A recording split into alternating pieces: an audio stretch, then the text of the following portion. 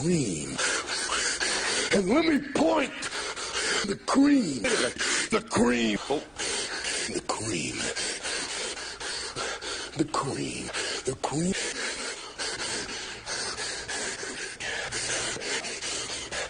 The cream.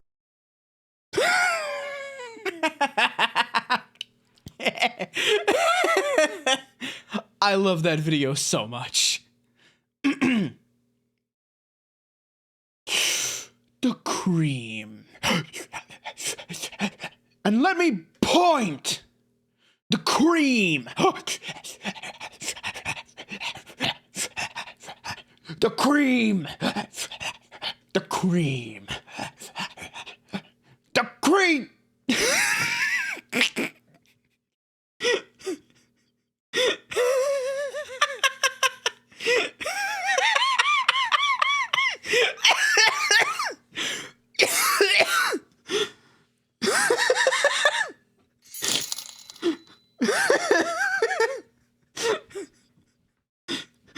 Oh, sucks.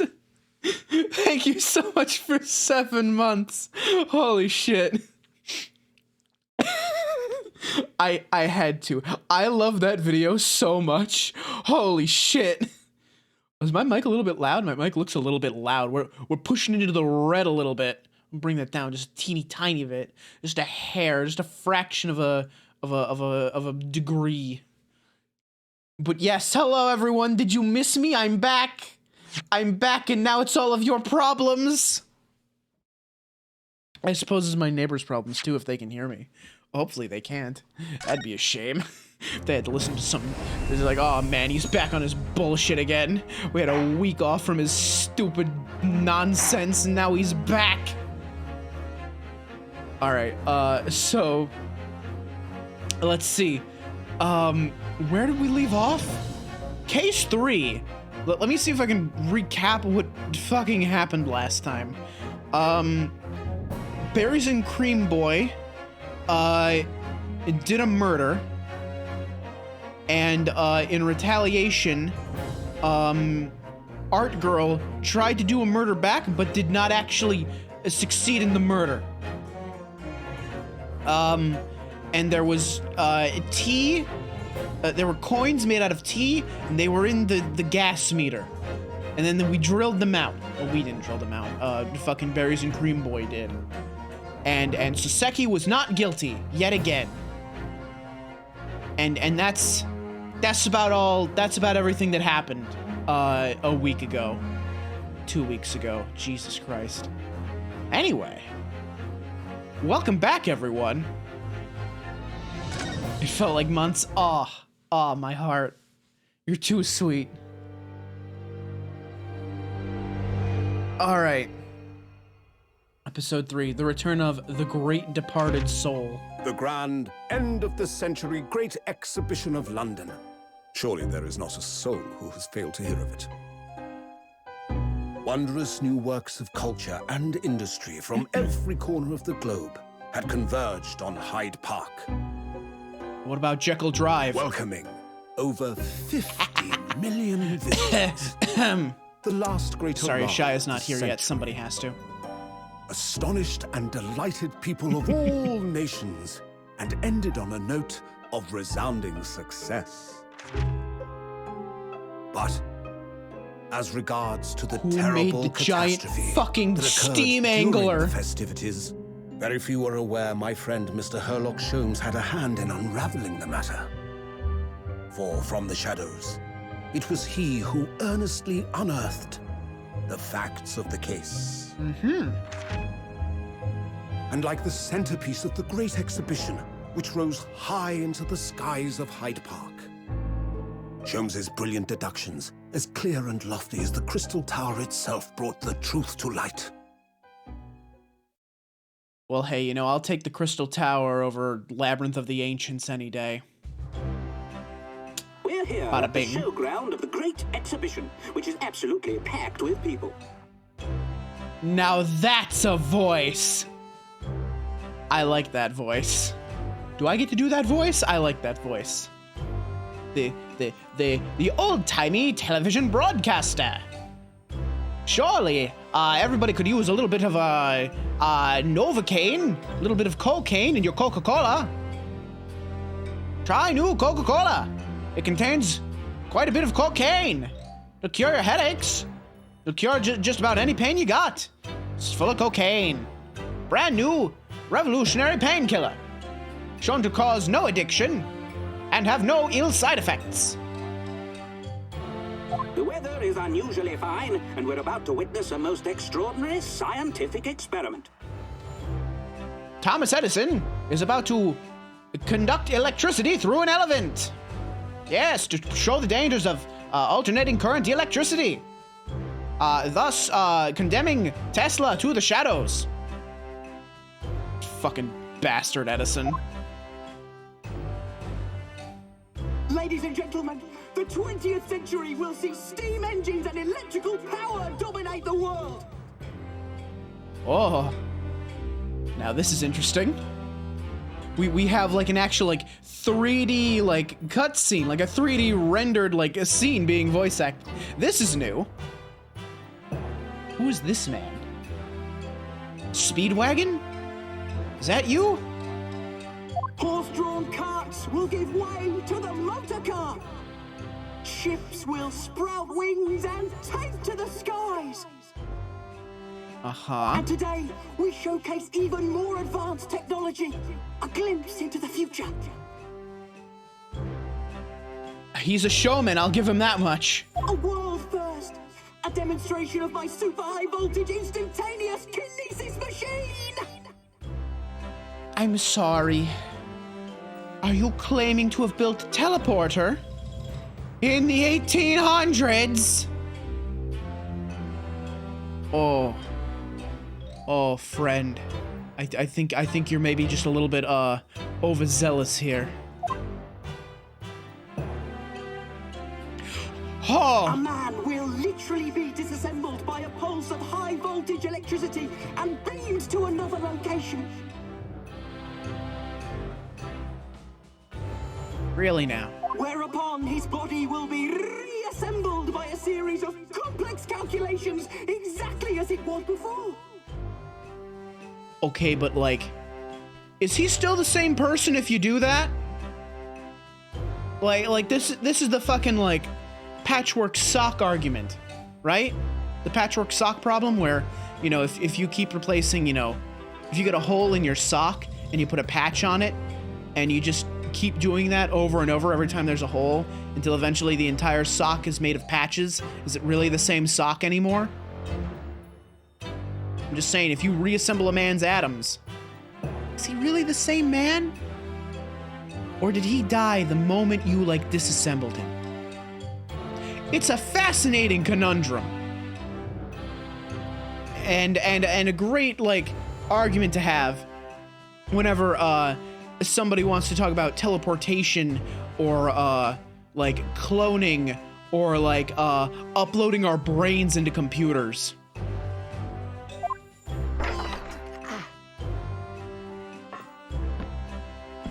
Oh, so this is the man that's about to die. Okay, understood. And this man is probably the man we're going to be defending. In but a few moments from now, Yeah? this gentleman will, in the blink of an eye, complete an incredible journey through the air. To arrive an instant later on the Crystal Tower behind you!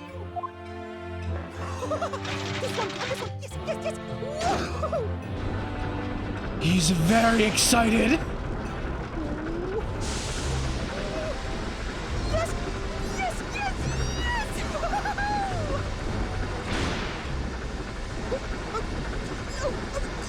Please! That's not what I wanted! Listen to that man's voice. Holy shit. Oh no, that's not what I wanted. What a strange person. Jesus Christ. Bruno, are you listening? Oh, sorry, what was that, Iris? What's the matter with you? You've been miles away all morning. Didn't you like what I cooked for breakfast? I haven't done Iris's voice in so long, my voice is cracking. Jesus! But yeah, that man on the tower was half mad scientist, half showman, half fucking nerd. No, that's not it at all. What were we talking about again? Today's paper. It's full of news about the Great Exhibition again. Ah, yes, the Great Exhibition.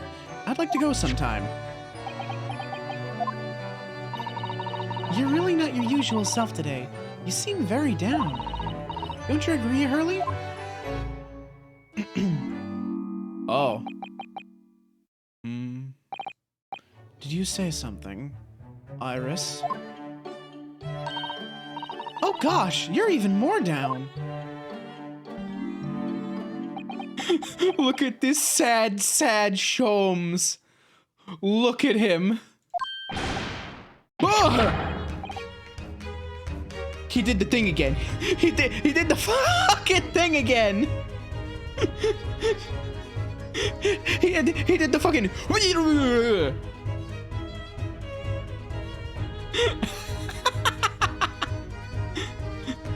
Jesus Christ, Sholmes, you're going to give me a heart attack.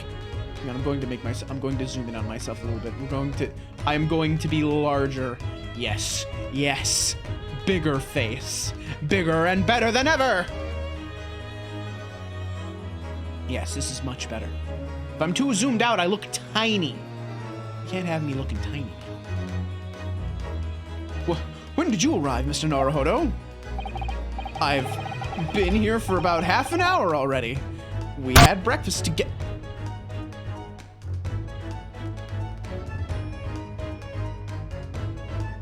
Thank you, Zeal, for whacking me with a frying pan. I don't know what you guys heard, but all I heard was a fucking, like, crackling sound. I didn't even hear the bang. I just heard... Why is that so loud? That's loud on purpose, Alexa. That is, it's loud on purpose. That's why it's 2000.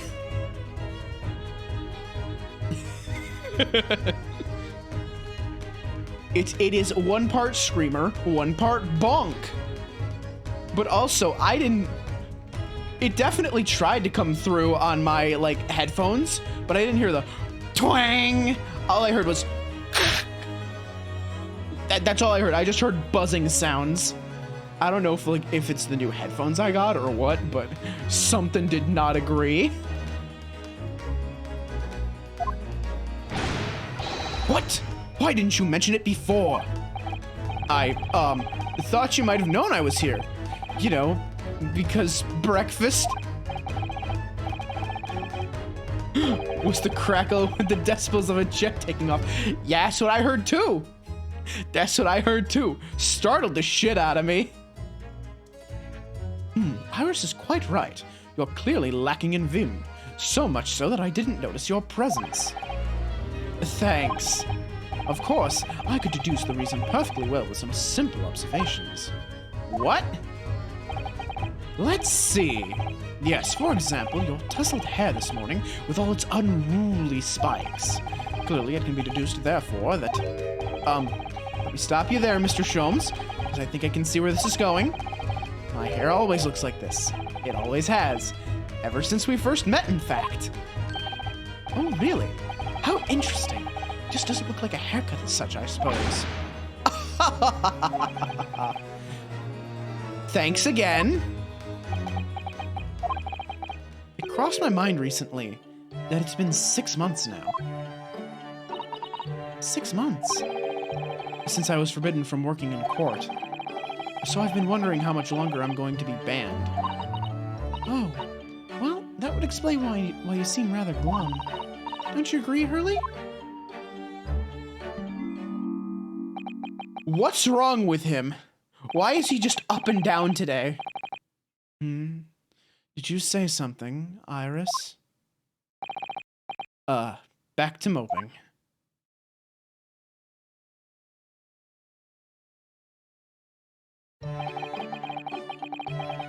What's the matter with Mr. Sholmes today? Seems even more down in the dumps than me. I know, and the Great Exhibition is open. You'd think he'd be excited. Oh, why don't we all go see it together? I want to. Of course I do. But I can't. Not for the time being. Why not? Why not? Why not? Because I'm a great detective after all.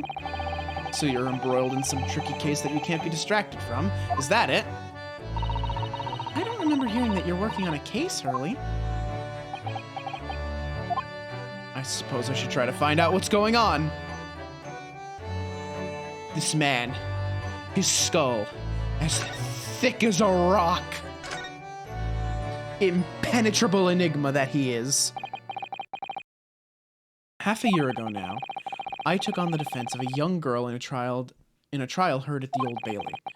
What at first seemed like a simple case of murder that took place at a London pawnbrokery, it turned out to be one part of a much more far-reaching plot that involved the British government.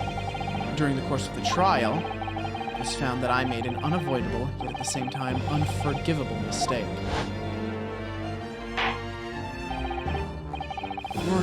Words fail me. The situation is utterly deplorable. Mr. Naruhodo. Yes, my lord. I will decide upon your fate following the conclusion of this trial. Of course, my lord.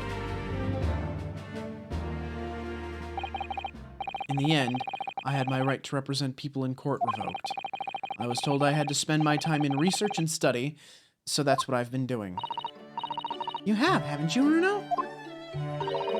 Reading all those big, fat tomes about British law up in your room, and the notes about Sholmes' old cases. Maho, hello! Thank you for the welcome home. Or, well, not welcome home, welcome back. I've been home. I never left home. I've been home playing Endwalker for the past week. This is kind of my home, isn't it? A true theater kid is always at home on the stage, in a manner of speaking. This is my stage. Hello. This is the stage where the audience gets to heckle me in the middle of my performance. They get to just derail the show by like, haha, Alistair dumb, haha, horsecock. Like, thank you, chat. Appreciate that. We were having a moment here with our good friends Sholmes and Van Zykes, and now I have to yell at you. Got a rush of nausea. Ooh, I hope you feel better, Maho. You've become something of a manservant around here. Start on the silverware next, Master Naruhodo. Well, I'm thinking of going to ask the powers that be to reconsider. Specifically Lord Strongheart at the British Supreme Court on Whitehall. Lord Strongheart? Ah, the delightful Lord Chief Justice. Not my favorite fellow. He's not mine either, but he's the man I have to talk to. He's the only one who can grant permission for me to start working in the courts again. I came to Britain to become the best lawyer I could, and I can't do that just sitting around here. How'd I like Endwalker? It was really good. It was really good. I'm really glad that they managed to like just wrap up like everything. They put a nice like neat bow on basically all of the plot threads that they had going on. And now we get to explore new horizons. And I think that's going to be really cool, you know? Also, if you hear clicking, that's just my armrest of my chair. Just shifting it around a little bit. But yeah, it was great. And I'm very much looking forward to the raids that are coming. Because the first, like, let's see. The normal set of raids comes a week from tomorrow. And then Savage drops 2 weeks after that in like early January. Oh yeah, Pandemonium's gonna be good. I'm so excited. I'm so excited. Granted, I'm a raider. I do Savage raids and I do ultimates, so I'm very much looking forward to having some new hardcore stuff to sink my teeth into. And, you know, in point 6.1, Dragon Song War Ultimate, I'm real fucking excited for that. I can't wait. I can't wait. I want to see what like the Sage weapon looks like for the Ultimate. I want to see like all the different like books they're gonna, like all the different like weapons they're gonna use. They're probably gonna use let's see, Nidhogg and Thornton both have their own like weapons that they can use. So I'm not sure which models they're going to use. I'm wondering what color they're going to use too. It might be like white, like with Thornton. It might be like black or red, or like black and red for Nidhogg. I also just kind of get the impression that they might use purple for some reason. There's no real logic behind that. I just, I think purple might be the color, and I don't really know why. DC travel soon? Oh my god, yeah. DC travel, I think they said, is coming maybe in 6.1 if they can figure out the congestion issues. The big problem right now is they ain't got enough servers. So, you know, it'd be nice if they could just get some more servers, if, you know, the semiconductor shortage wasn't like as bad as it was, and if semiconductors weren't being hoarded by a certain group of people that just don't seem to understand a scam when they see one. Anyway, the game, the Great Exhibition. Let's ask Sholmes about the Great Exhibition. Look, the only thing I know is nice fat thighs. All right. I don't know nothing else that is symbolized by those letters. All of London has been swept up in this great exhibition, hasn't it? The most advanced science, the most modern technology, the finest works of art and feats of engineering. For the next 6 months, our capital will be showcasing these things, and the world will be watching. Oh, do you know what I'd like to do? I'd like to look down on London from one of those lovely balloons. Look down on? Do you mean those things fly? Yes, of course. They fly high in the sky and don't even need wings to do it. All you need is hot air. But how? How does hot air have anything to do with flying? It makes no sense. I can't understand it at all. That's true of a lot of new scientific discoveries. Most people can't understand them at first. But in 100 years' time, all these things will be just common knowledge. I suppose they might be.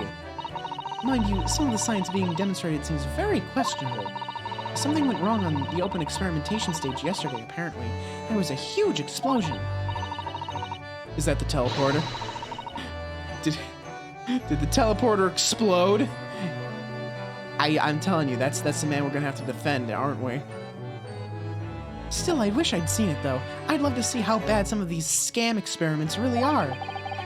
Says the innocent 10-year-old girl. Well, she is a prodigy. She's got a huge interest in science. She's got a doctorate. See here. Every page of this paper carries some article or other about the Great Exhibition. But the brighter things shine, the darker the shadows that are cast behind them. Personally, I find myself drawn to the darkness, to the impenetrable. That is my proper atmosphere. Okay.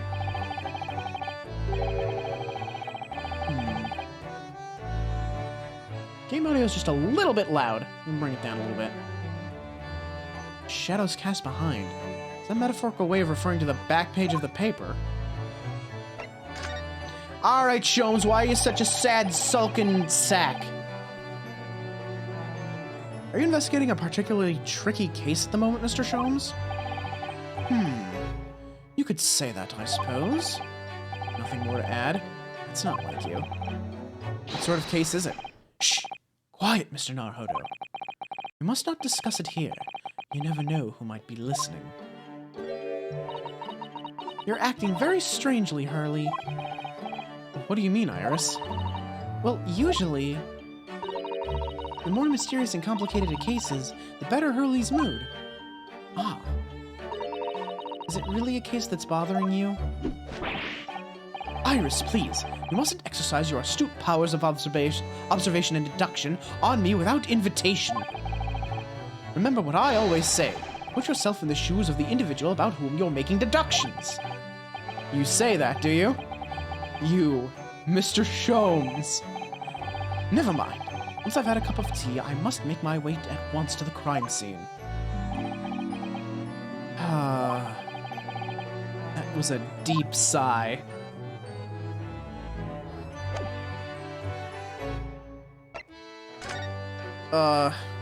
Okay. Well, his big, like, investigative thingy is still here. His Stradivarius is still here. What's he upset about? Every time I look at this machine, I can't help thinking what a monstrosity it is. What's it called again? The Great Analytoscope. I can analyze absolutely anything, you know? It does seem incredible, and at the same time, incredibly useless. Ah, but it looks impressive, doesn't it? So that makes it very useful. How does that make it useful? Because it means you can pawn it off for lots of money. The pawnbrokers always make idle remarks like, "What an incredible looking machine." So Hurley often takes it to the pawn shop when he's a little short. It sounds like this thing pulls its weight around here more than I realized, by having its weight pulled around. Well, that makes sense to me. Ah, yes, this is where you note down ideas, isn't it, Iris? What's in the melting pot today? The blue carbuncle. I didn't know Iris was a summoner main! Yes, it's from a case of theft that Hurley solved ages ago. The theft of a precious stone. Carbuncle is another name for a garnet, you see, especially if it's cut with a rounded top. Oh, really? And this garnet was blue, was it? Well, that's the thing. They're usually red. No blue garnets have ever been discovered. Oh. So who knows what the stolen gemstone actually was? That's the real mystery of the case. A proper Herlock Sholmes conundrum, huh? Oh, Maho's a summoner main. Ah, nice. I'm a scholar main. Possibly going to be a sage main. We'll see how well I do with it in Savage, but I did some summoning on the first extreme trial, and it took me a while to like get my rotation to where I wasn't like losing primals between the big summons. It's like, I sure am ready to summon Phoenix, but I still have Ifrit charges. But yeah, the new like rotation, I like it. It feels nice. Also, summon is just a physical range DPS now, because so few abilities actually have a cast time anymore. Just like none of them. None of them have fucking cast times anymore. Like Ifrit and like one Garuda spell have cast times now. And everything else is just, oh, instant. You may continue moving. DPS and do not slow down.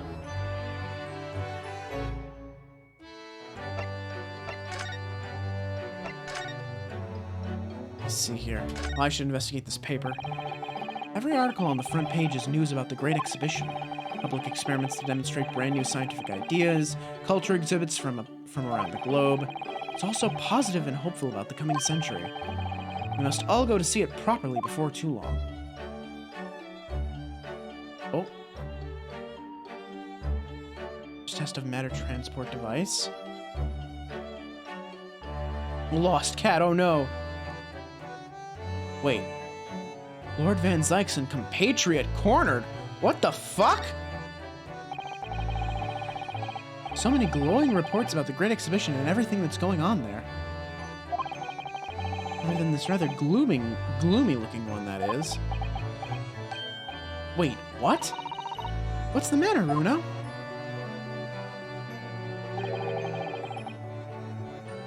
The Reaper attacked. That's Lord Van Zykes. This must be what Mr. Sholmes was talking about. Does he know any more, I wonder?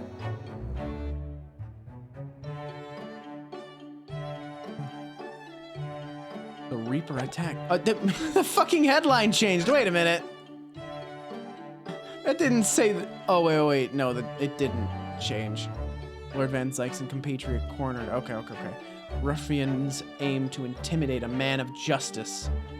I was reading the subtitle, not the title. Whoops. I was like, hey, wait a minute, that changed. No, it didn't. I'm just stupid.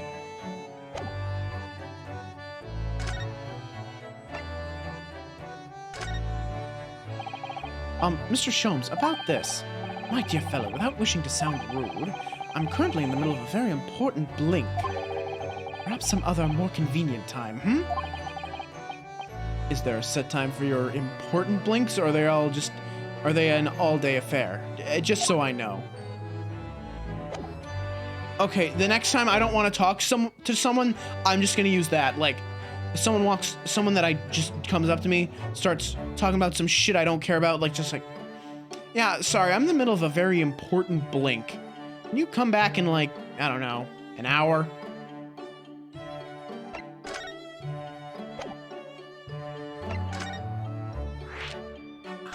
Here we go. It says in the paper that Lord Van Zykes was attacked. That's terrible.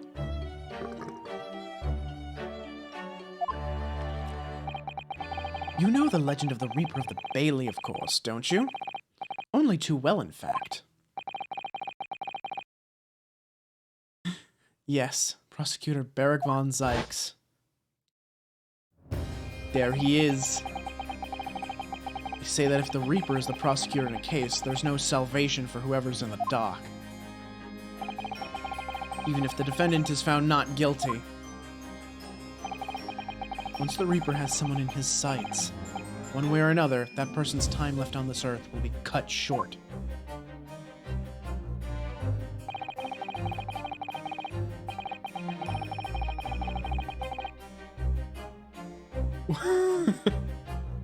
Wait, what? He broke reality and jumped Von Zykes? Wait, what? Wait, I'm confused. What do you mean? Oh, you think Minx attacked him? That would be a very different sort of attack. And honestly, there's several people in this chat that could have done that.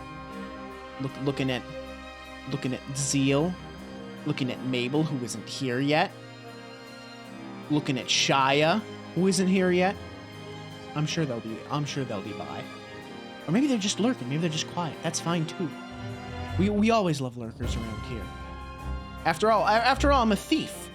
I do a lot of lurking myself. Let's see. London's finest rogues always find ways around the law. That's me! I'm the finest rogues! They'll stop at nothing to secure an acquittal at trial. Falsifying evidence, paying sham witnesses, threatening jurors, bribing judges. Even such devious tactics as these cannot save them from the hand of the Reaper. As you've experienced yourself, haven't you, Mr. Naruhodo? Yes, I've seen the Reaper's retribution at work. Many of these criminal rogues are reckless and quite unafraid to die. If a leader among their fraternity is seen to have been taken by the Reaper, retaliation like this does occur. Really, the capital has a never-ending supply of such scoundrels.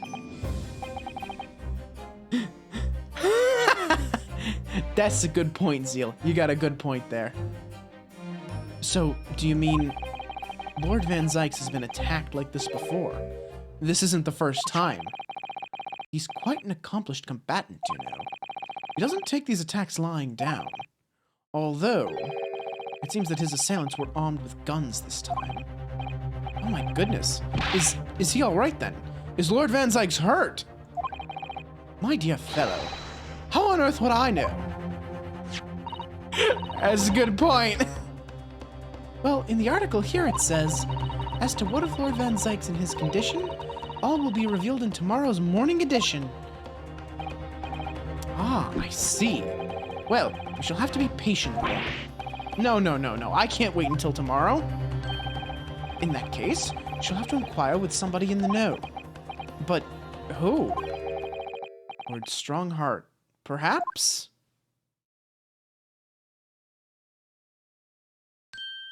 You got changed fast. Well, I must be leaving now. Yes, understood. See you later, Mr. Sholmes. Ha! You really are a shameless liar sometimes, my dear fellow. What? You seek to put me off my guard and follow me, don't you? Well, you would be wasting your time. The thought hadn't crossed my mind, but now I'm wondering where you're going.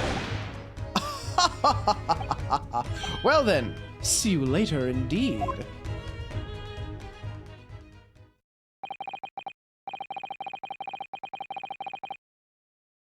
Listen to him. He's still laughing on his way out the door.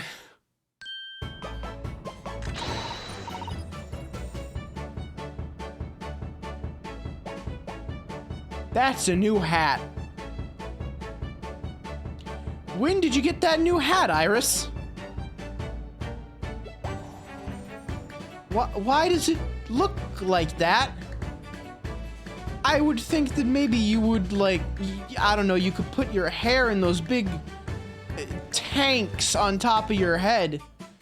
But no, it's still sticking out. So what are they for? What's with this fucking Mickey Mouse looking like hat? I mean, it's cute, but it's like... It's so weird. What are they for? You store snacks in there? Is it like those like, you know, the beer drinking hats? You know, like Schmitty Warber Jaegerman Jensen had? He was #1? Alright then, Runo, let's get going. Oh, Iris. What are you wearing? I've gotten changed to go to the Great Exhibition. You're going to take me. What? But I was just about to go to the Supreme Court. Oh, well that sounds fun too. You're going to take me there then. At gunpoint. At gunpoint, Runo. Alright, fine. Just lower that weapon, would you? Of course. And after the Supreme Court, then we'll go to the Great Exhibition. Sure, Iris. Whatever you want. Jesus Christ.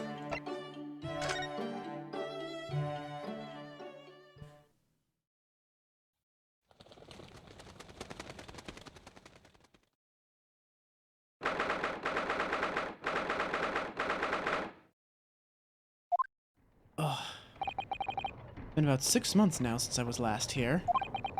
Some things never change. Like the sense of foreboding I always seem to feel in this place. Oh my god, she's too fucking cute, man. It hurts. It hurts me. My heart. Ow.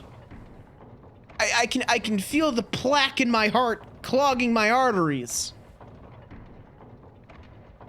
Doesn't seem to be bothering Iris at all, though. She's happily reading over there.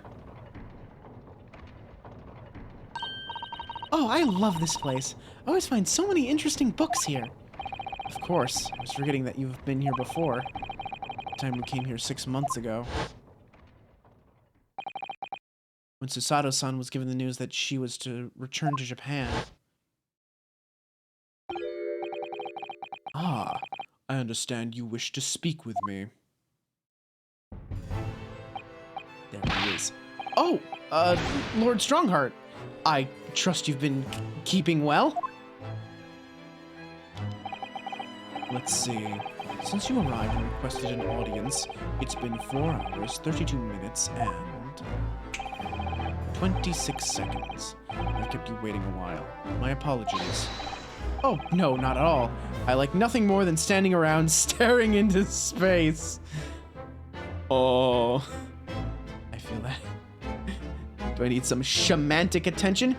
Gladly, shaman. Welcome on in. Glad to see you again. Ah, it's nice to be back. So it's those little hats that wiggle the ears if you pull the drawstrings. Oh. have you seen those like animal ear headbands that like wiggle the ears according to your brain waves or something like that? I don't think they actually work like that, but supposedly there's like the little animal ear headbands where it's like, you know, you got a headband with like fox ears on it, and the ears like wiggle around depending on like, I don't know what you're thinking about, like if you're focusing really hard on something or something like that. I don't really know. I know the technology kind of exists. I had like a, oh my god, that's right, I had like a toy like that when I was a kid. When I was like, I had to be like mid-teenager, like mid-teens. There was like this, there was this weird, like, it was a toy where it was like, oh, it's like a telepathy toy. And you put like this headband on, and it was like this circular obstacle course, and you twisted this dial to like move this like little, it was an air pump, right? It put out like a constant blast of air, and you put a little like plastic ping pong ball on it, right? So the air would like blow on the ball, and it would like keep it floating. And if you twisted the thing, it would move the spout, and the ball would like follow, obviously. And the way it worked was, if you concentrated really hard, the thing on your head would like read your like, it would like tune into like your brain waves or something like that, and it would be able to tell when you were focusing really hard, and it would like increase like how much air it was pumping out, so the ball would like float higher, and if you like relaxed like your thoughts, the ball would sink back down, and you could set up like a little obstacle course with like, you know, loop-de-loops and shit, and you could like, you could use your brain to control the ball and float it up and down as you moved it through the obstacle course. And it kind of worked. It didn't work well, but like, if you followed the instructions, and like one of the things the instructions said was like, yeah, in order to like make it go higher, you need to like increase your brain activity. So do some like simple math problems in your head, and it'll make the thing go up. It was very strange, and it only kind of worked, so I barely ever used it. It was neat for like all of like an hour, and then I don't think I ever touched it again. Which was a real shame. I got like, growing up, I did get some like really like cool toys and games and stuff, but like, the problem with like the stuff they sell to you as a kid, so much of it is like, it looks really cool in the commercials, and then you play with it and you get bored with it in like 2 hours, and you go back to something else. Like, the only things that ever managed to like really keep my attention were like Legos and stuff like that, because like the Lego sets, they were like designed to be played with like over and over again. Like, I had like the Secret Agent sets, which I really liked. I had a couple of like Indiana Jones sets. I had what was the other one that I played with a lot? Oh, it wasn't Legos, it was Mega Bloks. That's right, the knockoff Mega Bloks. They had this like really cool set called Pirates, but spelled with a Y.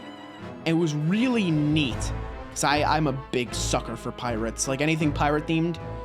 Pirates are, you know, as the popular game implies, they are thieves of the sea. So of course I would be interested in pirates. I never let go of my plushies. I really played a lot with them. Oh god. I gave away a lot of plushies. I didn't give away the Club Penguin plushies, like the Puffles, and I didn't give away my Webkins plushies, even though that account is long since dead. I didn't realize, like, if you abandon your Webkins account for, I think it's like 5 years, they delete it, and I don't think... if I have the codes for those plushes like lying around somewhere, I don't know if they'd even like let me use them a second time, even though the account that they were associated with is gone now.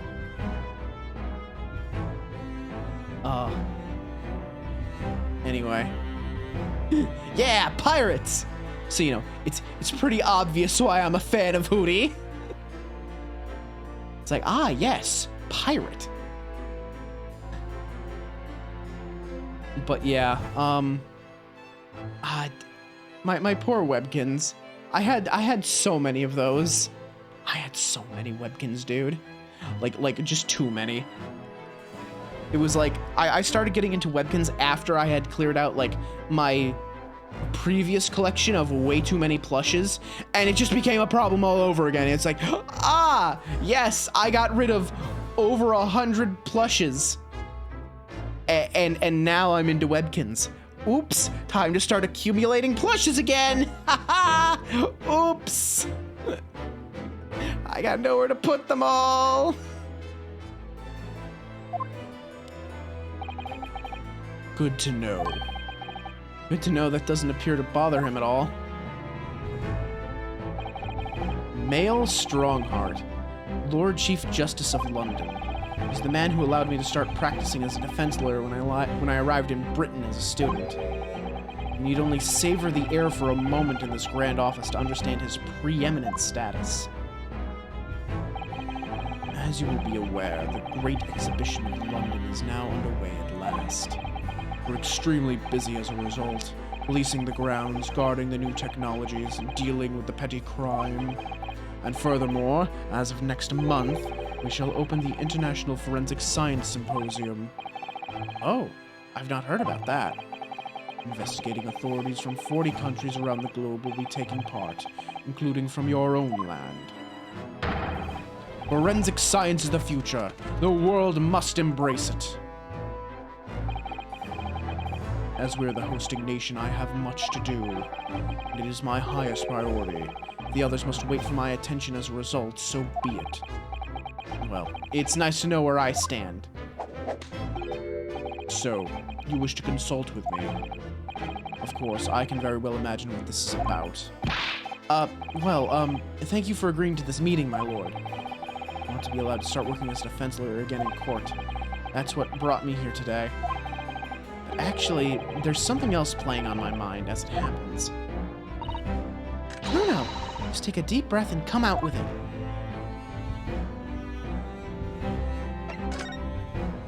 We'll start with permission to work.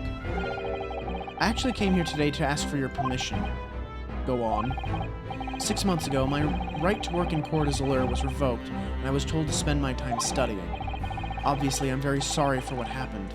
But the thing is, it made me understand what it really means to defend somebody under the rules of a foreign justice system. And I desperately want to have another go. Please, permit me to enter the courtroom again. Mr. Naruhodo. Yes. Here it comes. I'm sure you haven't forgotten your position here, have you? At best, you are a substitute for your compatriot. This was never your intended role. Well, that's true. The Japanese government actually sent my best friend on this study tour, not me. It should have been Kazuma. He was so determined to bring change to our own justice system at home. That was his calling. That tragic accident hadn't happened, I wouldn't be here in this office now. Mr. Asogi was my best friend, you see. That's why I can't leave it unfinished. I have to fulfill his calling for him. Typo! We got a typo already, baby!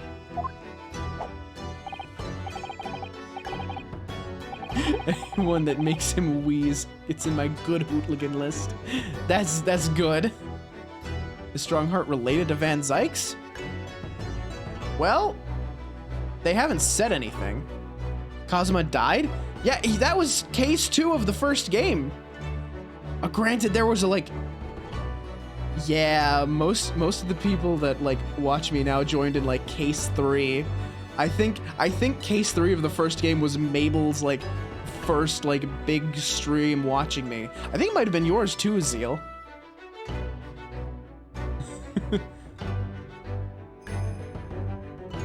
About Barney not being a real animal depiction? I mean, well,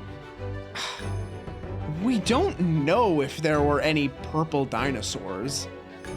We know there were dinosaurs, but we don't know what color their scales or feathers were. So there could have been purple dinosaurs. Who knows? They probably weren't, like, bipedal and anthropomorphic like Barney is, though. So, I don't know about that. His calling, you say. Has it never occurred to you that perhaps you know nothing of his true calling? Sorry? The mission with which that young law student was charged. What do you suppose it really was? What do you mean? Mission? He's not making any sense. Never mind. I've read all the reports you've submitted over the past 6 months. It's clear to me that you regret your actions and have been studiously obeying your revised instructions. Do you mean... As of this moment, I reinstate your license to practice law here in Great Britain. Nice! Thank you. Thank you so much. That's wonderful news, Runo. In fact, I believe I have the perfect case to mark your comeback. A curious affair. You'll consider it, I hope. Of course! Please, tell me more. Ooh, a curious affair. What is it? You described it as a curious affair? Yes, that's right. I believe it was reported in the press. Are you aware that there was a serious accident at the Great Exhibition yesterday? Oh, no. Yes, I read about it. A professor from Germany tried to carry out a crazy experiment. Let me see. How was it described? Super high voltage instantaneous kinesis, I think. Instantaneous kinesis, as in moving things with a click of the fingers? That's right. It's just what my herbal blends need. A dash of devil-may-care. Whatever the serious accident was exactly, it's clearly captured Iris's imagination. It's an unfortunate business. A large explosion engulfed the public experimentation stage and a man lost his life. A certain Mr. Odiasman. Odiasman? Odiasman. Where's the pun? Odiasman. Odiasman? Odiasman? I'm an ass man. Actually, no, that's not true. I'm a boob man myself. But anyway, that's neither here nor there. The affair I have with Vin. Yeah, it's.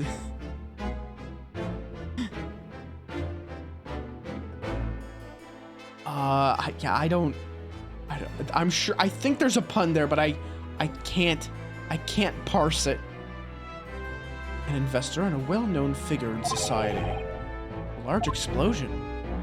A man died? The man responsible for the experiment was Professor Albert Harebrain. Well, that one I understand. Fucking Harebrain. He was detained immediately after the incident and is due to appear in court tomorrow. On the charge of murder. What? Murder?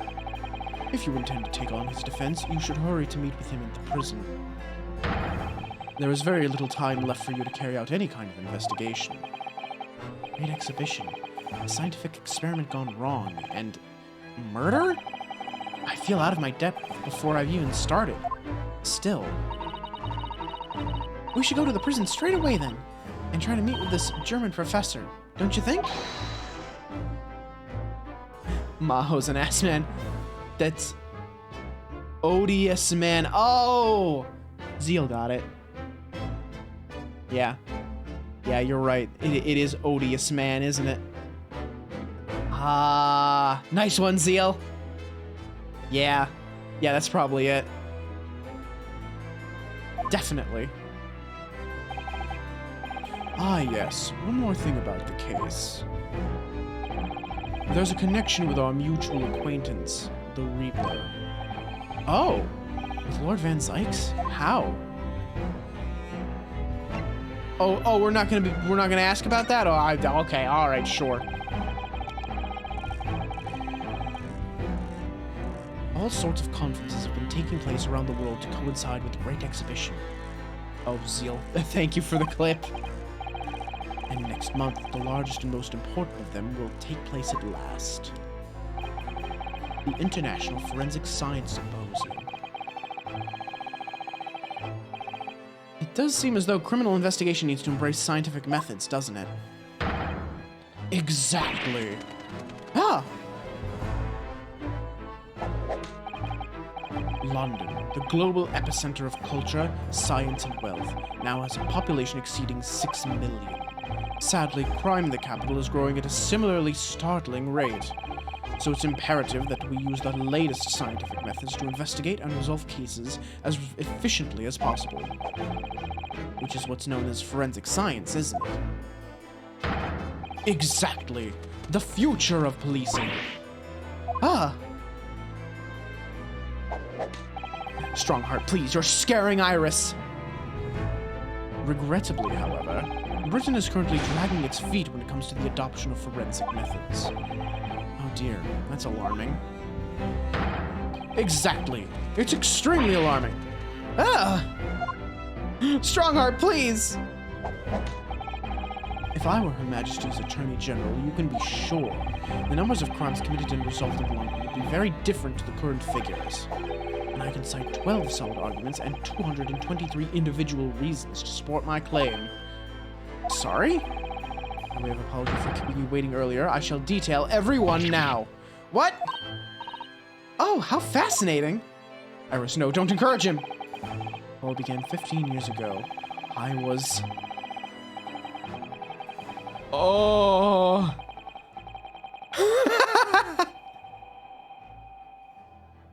Just sewn the fuck out as a defense mechanism.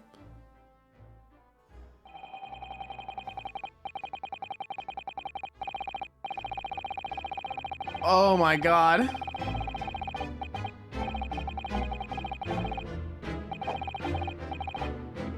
And that more or less sums up my feelings on the matter. In the simplest terms, of course. Essentially, to formally establish a forensic investigation division within Scotland Yard. That is my mission. Oh, bright, yes. That's wonderful. Exactly. Wonderful is precisely what it would be.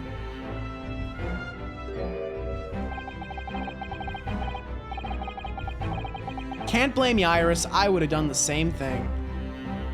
I would have fallen asleep with my eyes open. Just like Rinosuke did. Iris isn't paying attention at all. She's got her nose in another book now.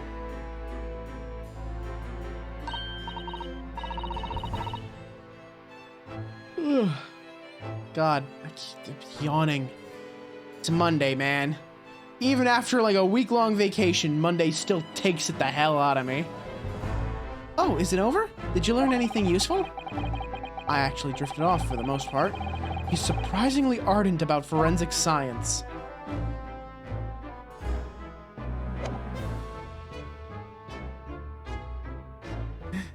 You know how good I am at nodding along to people talking, wish I was good at paying attention. Oh, I feel that. The thing is, I pay attention to people, but my brain is full of holes, so I immediately forget what they said. I pay attention, but I can't retain any of it.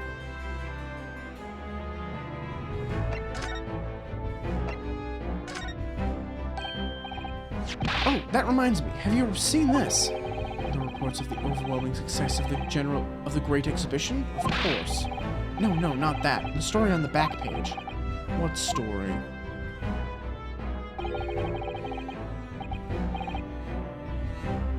Actually, while we're on this page, I want to take a little look. I want to actually read this while it's not, like, blurry. Ruffians aim to intimidate a man of justice. London's top prosecutor, Beric von Zeix's life came under threat yet again as a group of heavily armed assailants, brandishing large knives and pistols, ambushed him last night. The sight of the Reaper of the Bailey and his companion valiantly keeping the mob of blackguards at bay was captured by this reporter, who then rushed straight away to the police to report this most heinous of crimes. As host of the Great Exhibition, the City of London can ill afford to have such brutal acts of violence occurring in its streets, and the Lord Chief Justice's office is sure to have a response to this latest incident. As to Van Zykes and his condition, all of your VODs in tomorrow's morning edition.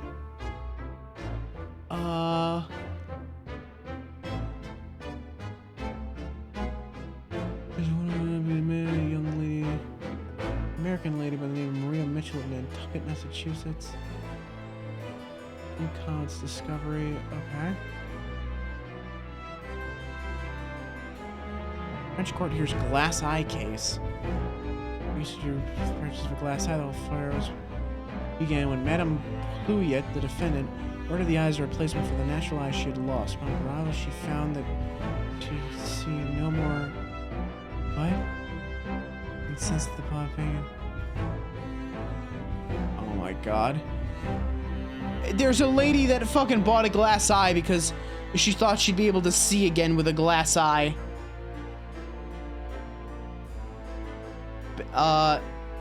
No, his first name is Barak. No, he is not. I don't know if he's a baron. They call him Lord Van Zykes, but no, his first name has always been Barak. Skeleton captures bumbling burglar? What? I want to read this. What do you mean skeleton captures burglars? Oh, and there's the Altamont Gas Company. Fiery ball gown sets dance hall ablaze.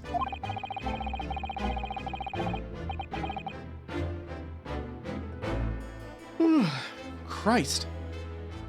You've enjoyed some victories in court against my #1 prosecutor, have you not? Poor Mr. Reaper. What happened to him? He wasn't killed, was he? There's no need for concern. Lord Van Zykes would not be so easily dispatched, I assure you. Can you tell us what happened? I'd really love to know. Very well. If it interests you. It does, strangely. Nice. Tell me about him. Is he okay? Fortunately, Lord Van Zykes emerged from the attack unscathed. Street ruffians are no match for that man. He's a very capable fighter. But that's incredible. They were armed with guns. Why was he attacked, though? Do we know?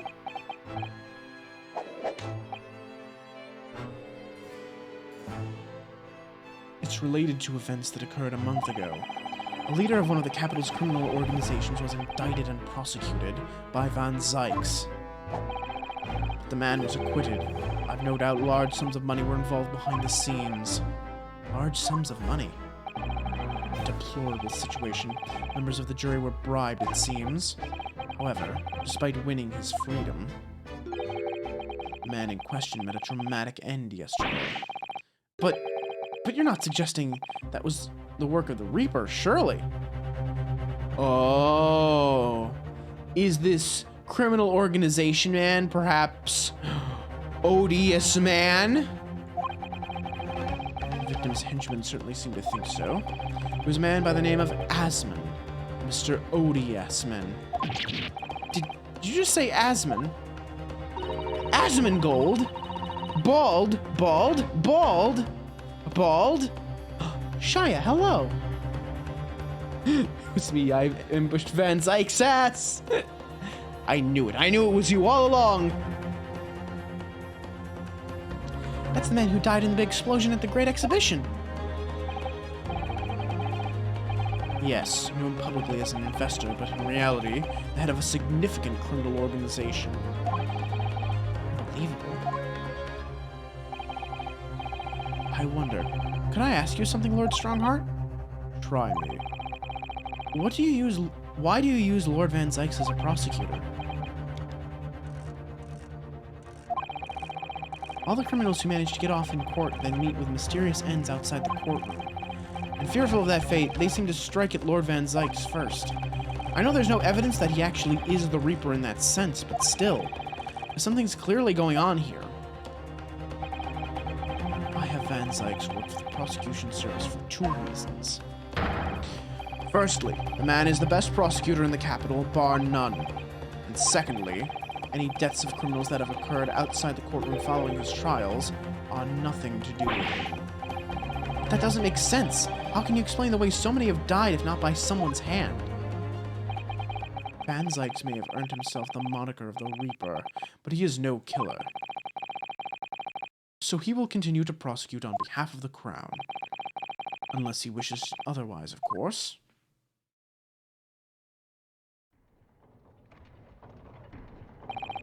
So Van Zykes has appeared in court, like, without, you know, Ryunosuke there a couple times now. Since, you know, Ryu's been out of court for about 6 months, and apparently this case took place 1 month ago, while Ryunosuke was still barred from entering court. Well, I must be leaving for my next engagement. I'm already 11 hours and 16 minutes late. My colleagues may be starting to fidget. 11 hours late? That's quite something.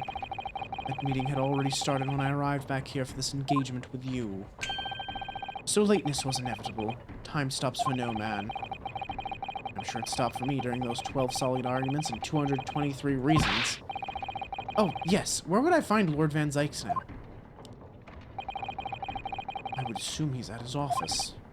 Right. I'll go and ask him about the attack in person. I want to get this straight from the horse's mouth. Away with you now. I'm leaving Professor Harebrain's defense entirely in your hands. Of course, yes. Thank you very much, my lord.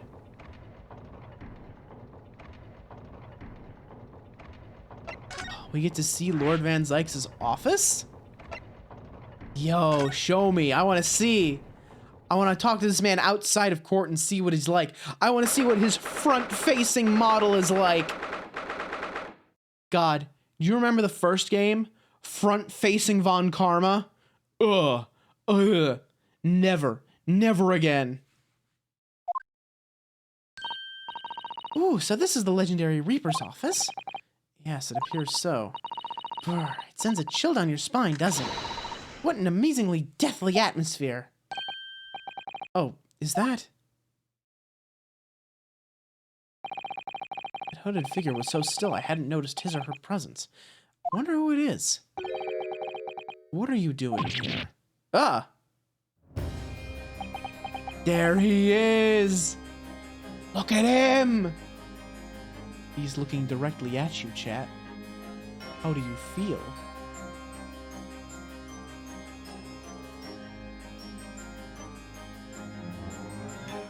I'll let you bask in his silence for a moment. While I take a little sippy of nice cold water.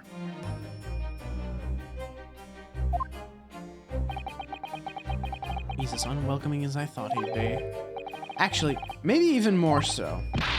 Oh, I'm glad to see you're well. I am. So, who's the person over by the wall being punished for something or other? No punishment is taking place here. Oh. That's my apprentice, and he's sitting there of his own free will. I didn't know you had an apprentice. Is it gonna be a Von Karma, maybe? Do you think it's gonna be a Von Karma? We have Von Zykes. Would he be passing his legacy onto Von Karma? That'd be so cool. Must be the same person who was pictured in the newspaper.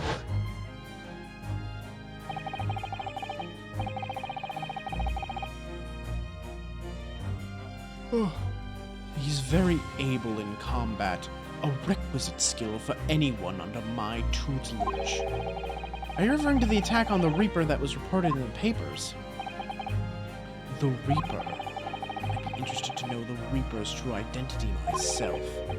Assuming that is, such a fabled fiend genuinely inhabits our great courtrooms. Tell me about last night's attack. Lord Strongheart said that the assault last night was some sort of revenge attack? Ooh, carried out by henchmen of Odie Asman's criminal organization. The investigation meant their arrests were imminent. Presumably some hoped to kill me before that happened. Odie Asman. Odie Asman. I'm just gonna call him Odie Asman. Quite frankly.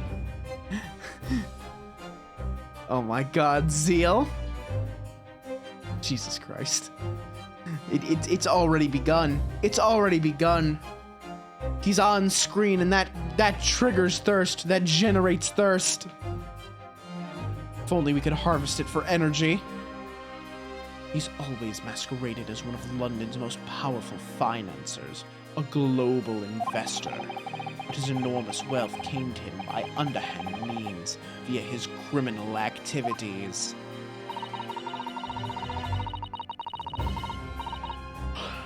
Oh my god, I gotta stop yawning here. Actually, you know what? Give me like a second. I'm gonna splash some water on my face. I'm going to die here in a second. We'll get to the next time Van Zykes is talking, and I'll let you stay with him for a minute. And he used that money to buy himself a verdict of not guilty when he found himself in court, didn't he? Being prosecuted by you, Mr. Reaper. But the man got his comeuppance in the end. Alright, I'm gonna splash some water on my face. I will be right back. Ready?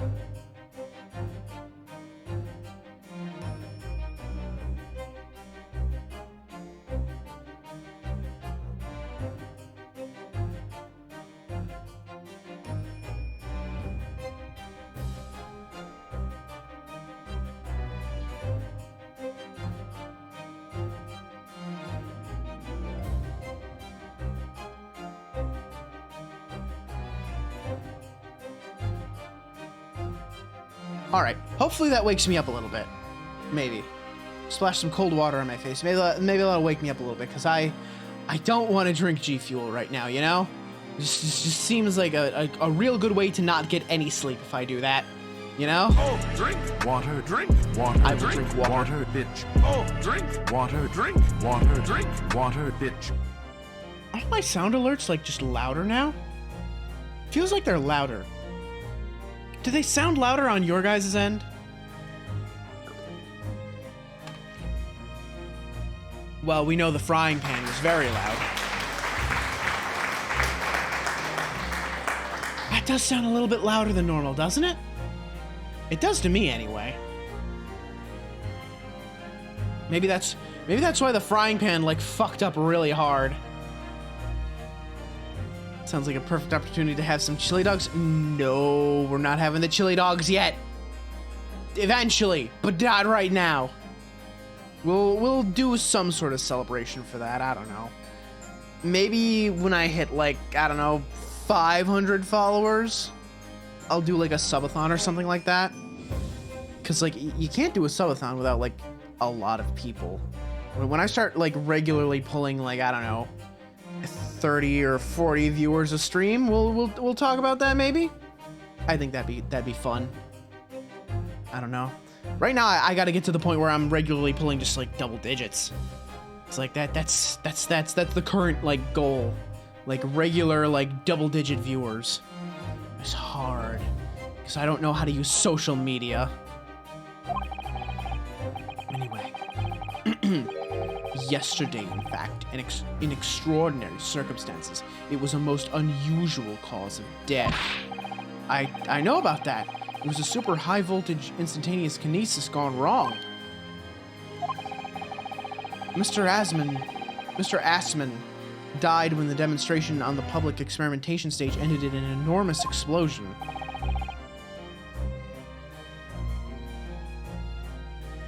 Elsie's front facing is just too rare a thing. Aw, thank you, Shaman. I appreciate it. Become a Fortnite streamer. Oh god, I'd rather die, Shia. Please. No, I won't. I won't do it. I will not play Fortnite on stream. Not on my fucking life. Correct. And you think I have some kind of divine ability to cause an accident like that to happen, do you? Well, no, that does seem a little far-fetched. This man is really the fabled Reaper. He has to be innocent of this particular death, at least. It's strange how this has worked out, isn't it, Runo? I mean, what with you taking on the professor's defense for the trial tomorrow? What? You're going to be defending him? Oh, yes, that's right. Though I barely know the man's name yet, to be honest. Albert Hairbrain. That's right. Do you know him by any chance? Of course. He's a contemporary of mine. We were at university together. You're... What? Oh. I'd understood that Professor Hairbrain was from Germany, though. Hairbrain's from a respectable British family. After graduating from the University of London, he moved to Germany to carry out research, that's all. So you were students together? I was in the faculty of law, of course, and he in science, so our paths rarely crossed. But curiously, we got along, though I've not met him since my university days. So they used to be friends! I certainly didn't expect our next encounter to take this form. And with you, of all people, representing him. Ugh. Only if I make it out of this office alive. He's actually been charged with murder, it seems. Yes, I know. Because the prosecution will be handled by me. By you? But you made it sound as if you and the professor had been friends. We are friends, it's true. Then why would you do this? If the Reaper's the prosecutor, there's nothing anyone can do to save him. He's doomed. What's Lord Van Zykes thinking?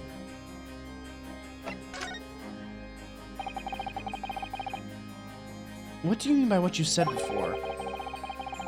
If you'd like to know the Reaper's true identity, does that mean...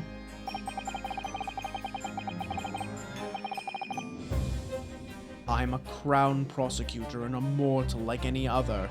I'm no demigod. But they've all died, haven't they? The people you've prosecuted, I mean. Whether or not the trial ended in a conviction or an acquittal. Those I prosecute are the vilest wretches of our society. People who without question deserve to be found guilty. The world is a far better place without them. But that's not true of Mr. Natsume, for example. He wasn't a vile wretch at all. Nor was Ginny. In fact, she's ever so hardworking now. I can't deny that since I encountered you, things have taken a turn. But the point is this. Any of those vile wretches that escaped justice subsequently died in mysterious circumstances. It was at the hand of their own kind. It's not my work. Lord Strongheart said the same. He believes you're not involved in any way. But you're attacked by those ruffians because they believe it's true. The fact is, since people started to call me the Reaper of the Bailey, the number of serious crimes in the capital has dropped substantially. Oh. It would appear that even the most hardened criminals can be made fearful for their lives. Do you mean to say... I mean to say that if my pseudonym serves a useful purpose, I adopt it gladly and with honor. But it's putting you in danger. You could be killed. If that is my fate, let God decide. Lord Van Zykes. Mabel! Hello! Welcome on in! You came at a great time. We're talking to Van Zykes! Oh, drink water, drink water. Thank you, drink Mabel. Water, bitch. Do just that. Drink water, drink water, drink water, bitch. Need a lot of water to keep myself, awake. Monday, the first Monday after a vacation, hits you like a freight train. It's like, oh, you're used to getting enough sleep? That's a shame. A time to not do that. Ugh. I tell myself I'm going to go to bed early tonight, but I know I'm lying. I know I'm lying. I know that's not going to happen. I would like it to happen, but I know it's not going to.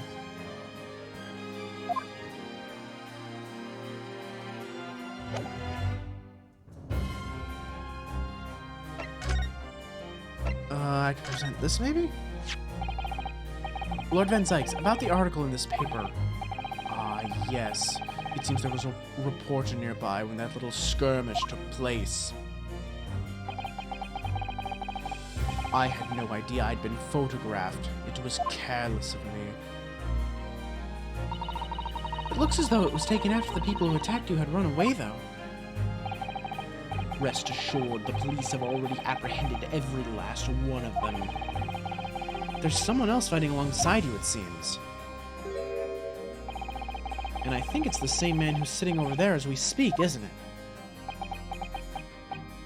As I mentioned already, he's my apprentice. Perhaps you could tell us a little more about him? Tell me about your apprentice. Is he a Von Karma? He's in my tutelage to become a prosecutor. So you could say he's my apprentice, I suppose. Ah, like you are to Hurley then, Runa. I don't remember taking an apprenticeship with a great detective. He's all there like a hot wall. I'll sleep. Whether it will be enough sleep, that's up in the air. But I'll be fine. He's currently compiling a report about last night's attack. Looks like he's wearing some kind of mask? On Lord Strongheart's orders, nobody knows the man's face, or indeed his identity. But why would you agree to take on such a clearly suspicious individual? Lord Strongheart's orders again. He's not one for meaningless follies. There will be a good reason for his actions. Hope you're right.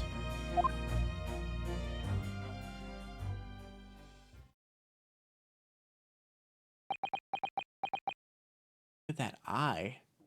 Who are you? Are you like Strongheart's son or something? Task is complete. Good. In that case, you can collate all the briefs.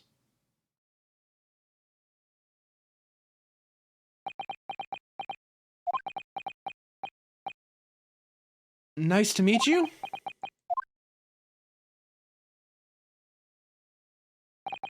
He's got bats.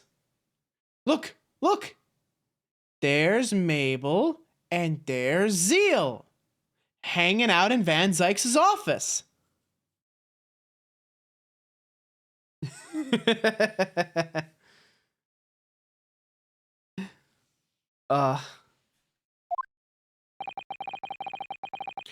That was really strange, though.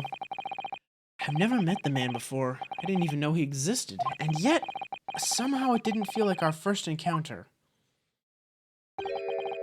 Don't bother trying to converse with him.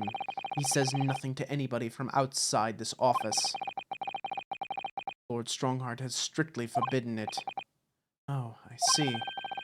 Why are you so interested in my apprentice anyway? Hmm? Oh no, I mean, sorry, I didn't mean to... The way he stood there so casually, yet with that flawless posture. It couldn't be.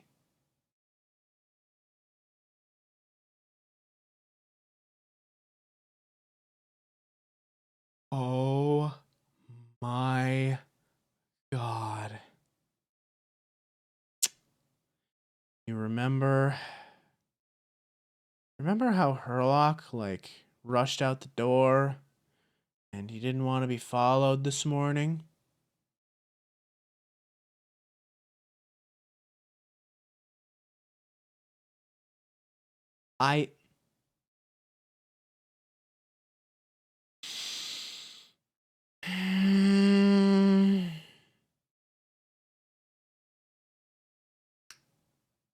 God damn it. Sholmes. God fucking damn it. Shit. Why is Herlock here? Why is Herlock Sholmes training to be a prosecutor?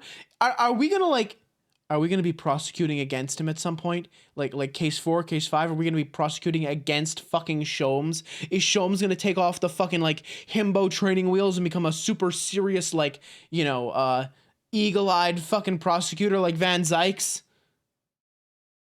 Ah, yes, there's something I've been meaning to ask you. Oh, what's that? That Nipponese man. Is he faring well? Sorry?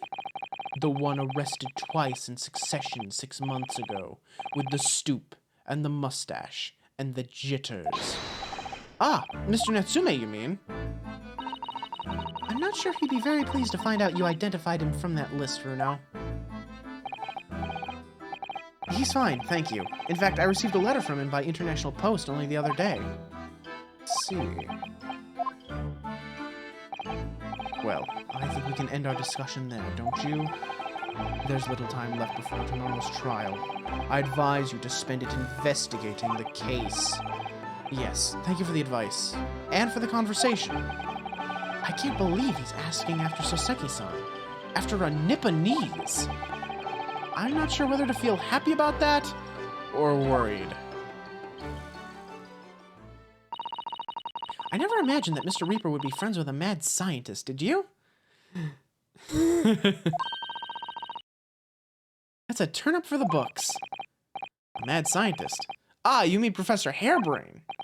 Yes, it might be worth quizzing the professor about his relationship with Lord Van Zykes, I think. Alright, let me take a little glance around. His wine! Look at that fine collection of hollowed chalices and bottles neatly lined up there. My hollowed bottles are filled with the essence of the finest grapes in the vineyards I visit. And I personally oversee the chalices being made by the finest crystal craftsmen in the world. And yet you throw them around in court like they were worthless. Yes, because this imbecile is so unimaginably and repeatedly wide of the mark sometimes. Oh. Before you open your mouth next time, you should consider the poor artisans whose work you defile. So, it's my fault. Silly me! How could I have ever thought otherwise? Christ. Yeah, I'm sorry, it's my fault all those chalices get fucking smashed. Hope Soseki doesn't die. Me too, man. The poor bastard. He's a dummy for leaving his wine so close to the window, but he must go through those bottles really fast. Oh, yeah. He chucks them into the witness stands. Playing chess. Lord Van Zykes' desk. Look, it's so stylish. And that's a marble chess set beside it. Chess. That's the Western version of our Japanese shogi game, isn't it? You know, I'm actually quite good at shogi problems. Oh, really?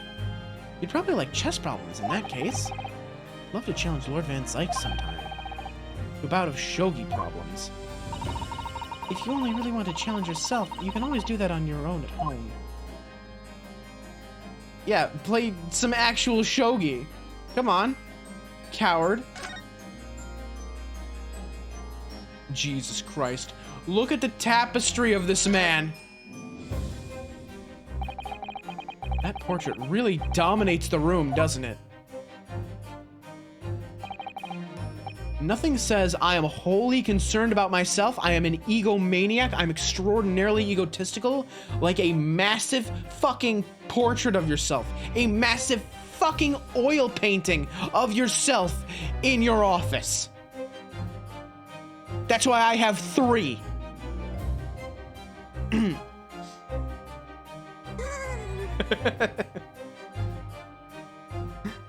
It's a very majestic outfit and pose, but sadly, whoever painted it didn't do a very good job of capturing Lord Van Zykes' facial features. Oh no, that's like a relative or something, right? Yes, you're right. I mean, it's not far off, but the artist has exaggerated his subject's handsomeness, I think.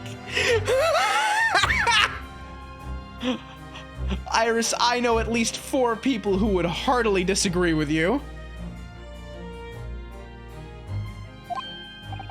Ah, that reminds me. I heard Emperor Napoleon of France ordered artists to make him look more attractive than when they painted him. How vain. That's really not an attractive quality in a person, is it? That portrait does not depict me. Surely that's immediately obvious. Oh, then who is it?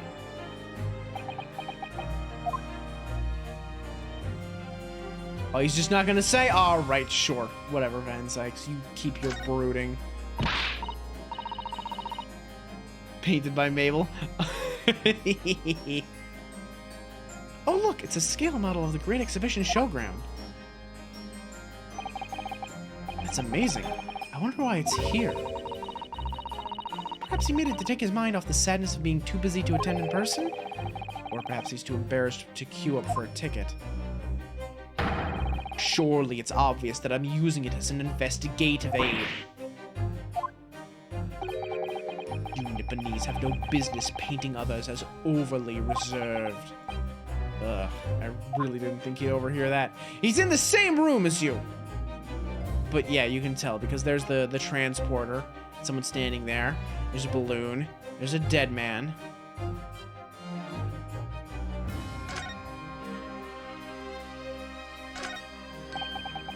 It really looks like a punishment to me. I've never seen someone sitting like that before. He hasn't moved a muscle since we arrived. You think perhaps he's dead? If he was dead, Bruno, he wouldn't be sitting up, would he? Well, anyway, dead or alive, he's not overly approachable, is he? I don't think he's going to talk to us. He's not dead! Okay, Iris. He's not dead. The bats! Oh, good lord! Ah, there were bats! Yes, the Reaper's familiars, I expect. What about the mute man in the dark cloak? I thought he was the familiar. Just not the flying kind. He must be a dear friend of Mr. Reaper, then. I think the familiar idea is more likely. Scary, though, either way. Jesus Christ. Look at all those ancient casks lining the wall there. Casks in the Reaper's chamber. Or are they caskets? You don't think. All those people who escaped conviction in court are lying inside them and dead, do you? I'm sorry, I didn't realize we were doing the cask of...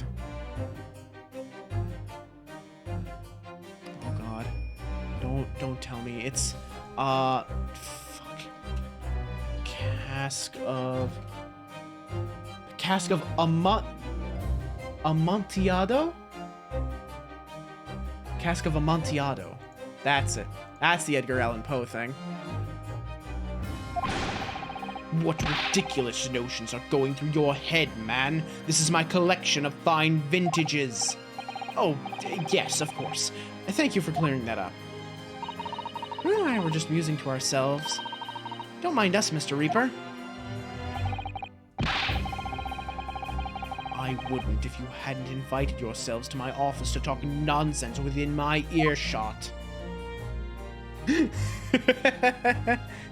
This man just sitting there like, when are these insufferable idiots going to leave my office? Poor man.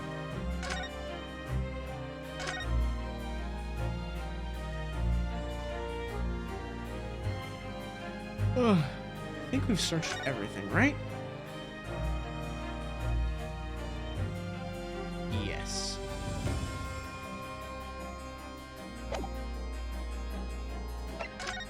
Okay, we should probably head to the prison then and talk to the defendant so that he knows that we are representing him in court and so that we can figure out what the hell we say in court tomorrow. Imagine drinking this much and never getting drunk. Zeal, how much have you actually seen Van Zykes drink? He doesn't drink that stuff. He just fucking throws it around. He smashes it in his hand. He throws it into the fire. He chucks it into the crowd. Warden said cell 11. That's this one. Oh, there's someone inside. There's someone curled up in a ball in the back corner. Look. What's his name again? Professor Albert Hairbrain, wasn't it? Excuse me, Professor Hairbrain.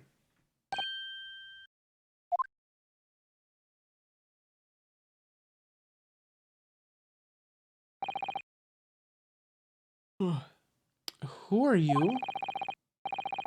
Who are you? I'm Naruhodo, I'm a lawyer. A lawyer? Was it something I said? Well, that's right. He's got the old-timey radio voice. A lawyer, you say? Well, would you be here about the experiment? Are you going to defend my hypothesis? Your hypothesis? Sorry, I don't... Yesterday's demonstration! That demonstration was... That magnificent demonstration was... It was an out-and-out success, by anyone's calculations. But despite that... No one listens. No lawyer believes in the science. When it's explained, they all leave at high velocity.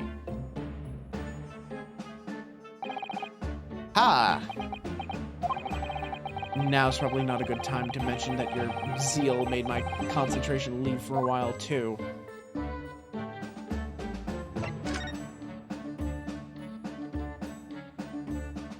The Reaper's varsity years tell me about him as a child.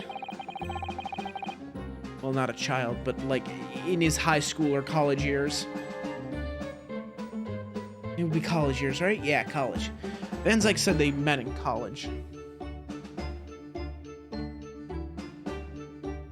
I understand Lord Van Zyke is a friend of yours from your university days?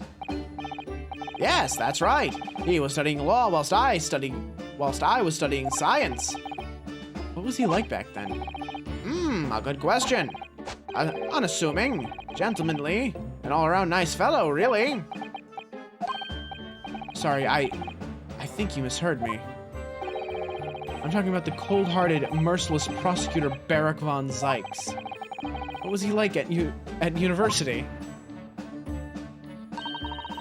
Talk about a leading question, Runo. As I said, an unassuming and extremely pleasant gentleman.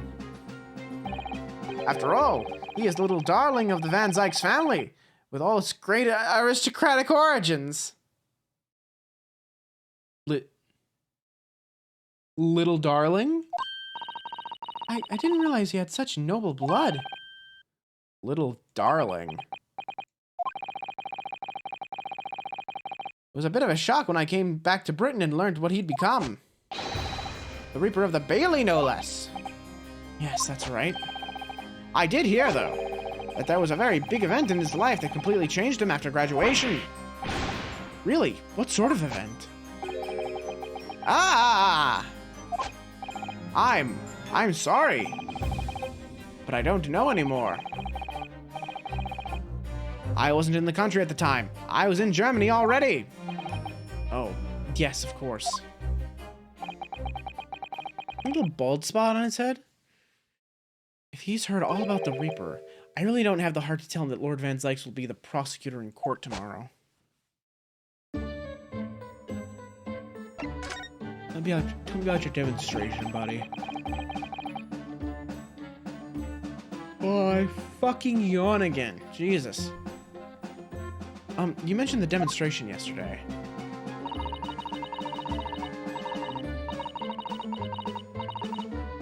The papers have called it a spectacular failure. After all, a man died in the explosion, didn't he? Ah! Oh! That woke me up! Thank you, it's Alexa! Also, fuck you! Christ alive. Oh. That'll wake me up for all of like 2 minutes. Oh, I'm gonna drink a little water. Honestly, Mondays I should just have like a G Fuel with like dinner. Just to keep me up through stream. At least I should have done that today at least. It's too late to do it now because then I won't be able to sleep at night. But I should have done it. Ah! Yes, you could interpret the results that way if you really wanted to. Well, I suppose in the strictest sense, the experiment was a failure. At the same time, it was a great success. You've lost me. I saw it with my own eyes, right there in front of me. Mr. Asman was completely disassembled. Until then, everything was going exactly as my calculations had predicted. At that point, he should have been beamed to the Crystal Tower by instantaneous kinesis. However, the machine exploded and Mr. Asman, in fact, perished. Yes, I can't deny that part of the experiment was a failure. So what you're really saying is, the large explosion that killed Mr. Asman was an accident, correct? But the bigwigs had you arrested on suspicion of murder. I was responsible for a man's death. That is the immutable truth here. And for that, I wish to be punished. At once. But... Murder! Never in a million years. It was an accident. Simply an accident. I see. Billy and I were talking this morning, you know. He said that the situation would change completely depending on whether it was treated as an accident or murder. How exactly? Well, if it really was an accident, then the professor's machine would be kept in protective custody. On what grounds? Ah, yes! It's newly established here in Britain. The special dispensation of the special dispensation for Scientific Equipment Act. SDSEA? That one passed me by. But if the case is treated as a murder, then they'll say my machine was the murder weapon. They'll be able to pour over it as much as they like. If they examine it in detail, they'll find out how it's made, and then they'll be able to copy my idea. My precious hypothesis will be stolen. The machine must be protected from that at all costs. That's why it's imperative that the whole incident tomorrow is shown to have been an accident in tomorrow's trial. Oh, I see now. Tell me about Instantaneous Kinesis. So, in short, there was a terrible accident at the Great Exhibition Showground yesterday. Yes! Or rather, no. The devil is in the details. Strictly speaking, there was a terrible explosion. Sounds the same to me. You were demonstrating super high voltage instantaneous kinesis, weren't you? How fascinating. Humans, like all matter, are made up of particles that are held together by electrical bonds. So it must be possible, using a sufficiently high voltage, to break those bonds and beam the particles through space. That's it in a nutshell. That's my idea, you see? That's my amazing hypothesis. Gosh, that's unimaginably high-level science. Oh, but dare to imagine it. Dare to dream of such incredible technology. Just think, one moment I could be here in this cell, and the next, I could be at the Great Exhibition again. Well, yes, that would be incredible. And the next, in the blink of an eye, I could be at a great Parisian theater, say. Possibilities are endless. The whole of our vast planet would be within reach. So, no more hiding in wardrobes on rocky seas for 50 days. Jesus Christ. I don't really see it like that. What do you mean, Iris?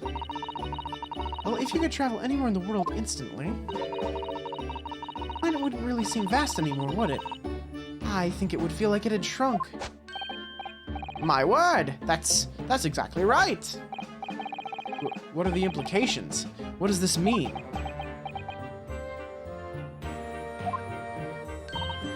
Oops. This got Professor Bunny Brain really worried by the look of it. Oh.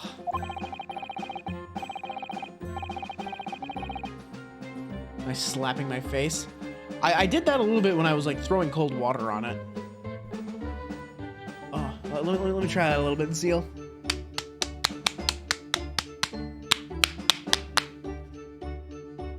Yeah, it might help a little. Yeah. Oh, I see what you've done now. You've tricked me, Zeal. You've tricked me into clapping my cheeks on stream. Vile. Absolutely despicable. How could you do this to me? I'm ruined. That's it. My content is peaked. I've clapped my cheeks on stream. That's it. It's over. The channel, the stream, that's it. We've peaked. That's it. All right. I guess we're done here, aren't we? That's it. I clapped my cheeks on stream. That's as good as it's ever going to get. We will never do any better than that. What a shame. It was a good run. It's a shame we peaked after a year. Only a year. Just a little over a year. No, okay. Alright, I'm coming back here. Are we good? Are we good, OBS? OBS takes a second, don't worry about it. Well, Shia, you missed it. Hey, Blab, how you doing? How's it going? You missed clapping cheeks on stream, Shia. Yeah, you just missed it. It's a real shame, but you know. I was fucking schmeckeldorfed. Clearly this is yet another case of just because you can doesn't mean you should, I suppose. Yeah, Zeal. Just because you can trick a stupid fucking thief into clapping his cheeks on stream doesn't mean you should. How dare you take advantage of my fucking rock brain. My fucking empty head full of coins. The point is, my calculations are flawless. The science works. But without a practical demonstration, it means nothing. And that's always the fly in the ointment. Because practical demonstrations cost a lot of money. Money that young scientists like you don't have. That's exactly it, yes! Hurley's always complaining about it. He says the government should invest more in science. Well, anyway, I bumped into him at the right time. I met the well-known investor, Mr. Asman. Mr. Asman gave me a whole lot of gold. He gave me his Asman gold. You did a food experiment. The back to the gun. The food experiment. What do you mean a food experiment? With a gun? I'm not sure what did you do, Blab? Was it a food experiment? Or was it a food crime? Hmm? Oh, waiting. The victim who died in yesterday's terrible accident, you mean? Oh, yes. The full name of the man who died in yesterday's accident was Mr. Odie Assman, wasn't it? What exactly was your relationship with the man? He first visited me in my laboratory in Germany a year ago now. He said he wanted to invest in my immaculate hypothesis. I thank my lucky stars. I see. So you hadn't really known each other until then. Money for scientific research. I'm so envious. As far as I was concerned, the man was an angel. Oh, really? An archangel, even. He was prepared to fund a practical demonstration of my hypothesis for presentation at the Great Exhibition. And if that went well, I could expect additional financial support for my research from the British government. Mr. Asman provided me with money and an exceptional engineer. We're saying it was butter and chocolate and milk. Oh.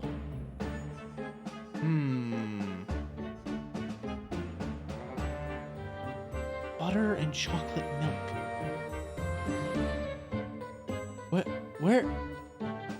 Where does this gun come into it, though?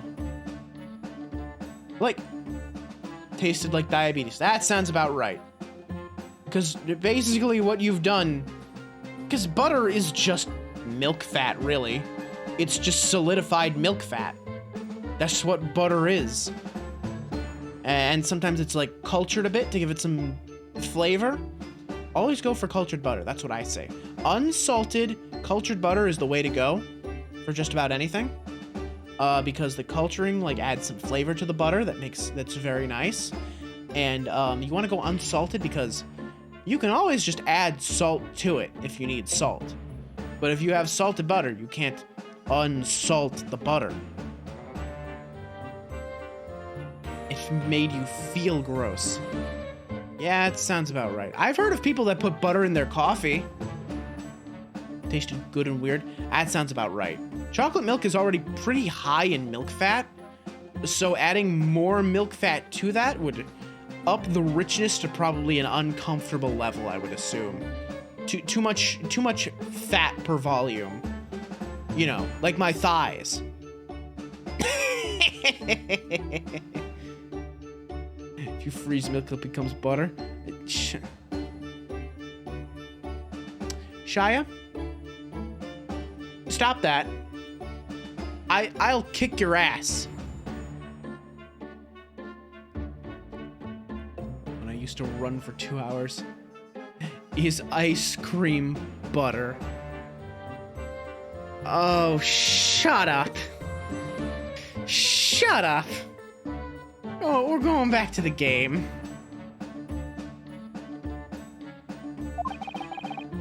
Is that why it's... Alright, we've had enough of this. First day back. First day back, and you can't even stay out of the goddamn window. God damn it. One day. I get back, and the very first day we have to throw Shy out the goddamn window again. He produced a machine to my precise specifications. But then, your dreams were blown to dust in one enormous explosion. As you can see, I owed everything to Mr. Assman. I would never, ever have thought of taking the man's life. Well, he seems genuine enough. I don't think he's lying.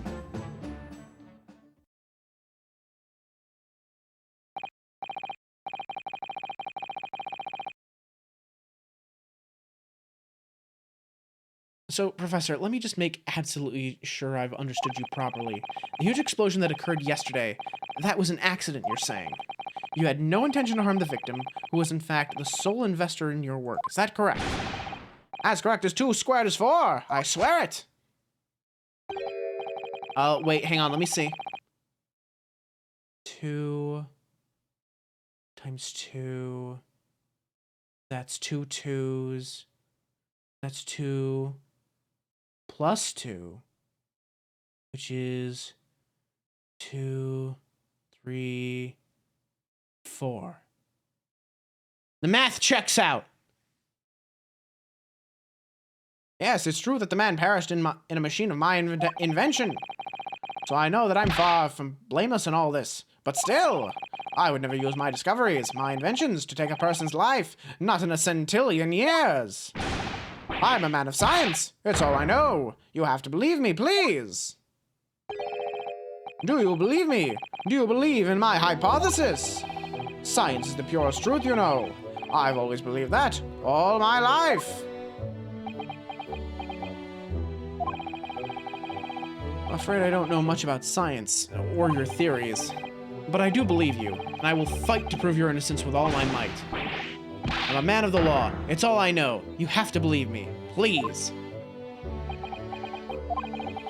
When I went to live in Germany after I graduated, I learned something very important. Nationality, class, lineage, none of that matters. As long as you try your hardest, you can achieve anything. Thank you for that, Professor. And thank you in advance for defending me tomorrow in court. All right, Runo, it's time. Time to visit the Great Exhibition. Sorry? Well, that's where the incident happened, isn't it? Yes, I suppose that's true. Time to investigate it last. Oh, hell yeah, let's go. Show me to the experimentation stage. This man looks like a cauliflower. He does. He does. He reminds me of someone else, actually, with the big frizzy blonde hair. Reminds me of I think there's like I think there's a YouTuber that looks kind of like him. One of the ones that does like all of the like big like engineering things even. Like I think he's the guy that likes to play with lasers a lot. Hang on. Whoop. I didn't click on anything. What the fuck? Excuse me? What? Huh? The showgrounds are a little too big for my liking. We've been walking around in dense crowds for 2 hours now, and I felt myself swooning 3 times. Doctor Who? A little bit, maybe. You know, he also looks a little bit like Napoleon Dynamite. Just a little bit. Hang on. YouTuber lasers. I'm trying to remember. Is it this guy? No. No, Styropyro doesn't have hair like that. No, I'm thinking of someone else then. I don't know. I can't remember. Faces are hard.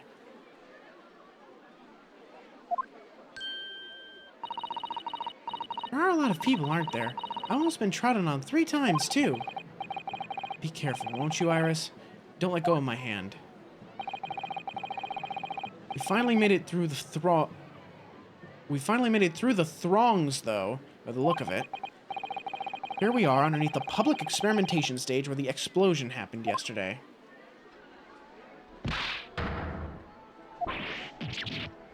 What? What's that? I can hear voices from up on the stage. It sounds like an argument.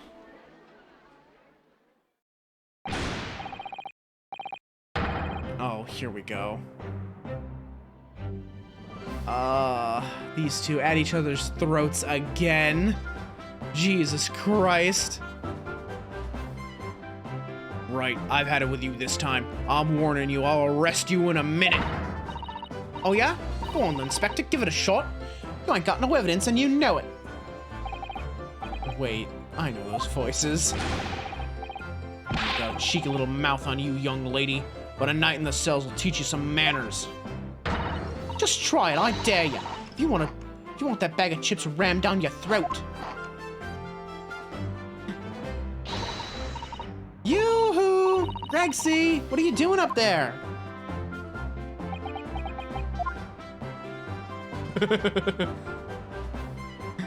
He came rushing down. Ah! Ah! It's you! Here! You're here! Here you are! Here, you! Your ladyship! How are you, your ladyship? I do hope you're well, your ladyship. Does that make her 3 times a lady? I'm not well at all. It's far too busy everywhere. I wanted to ride in a balloon, but there was a 3-hour queue. Unbelievable. I'll go and have a word for you at once, your ladyship. Oh, you'll be flying as high as a kite in no time once I pull some strings for you. Jesus Christ. This fucking man.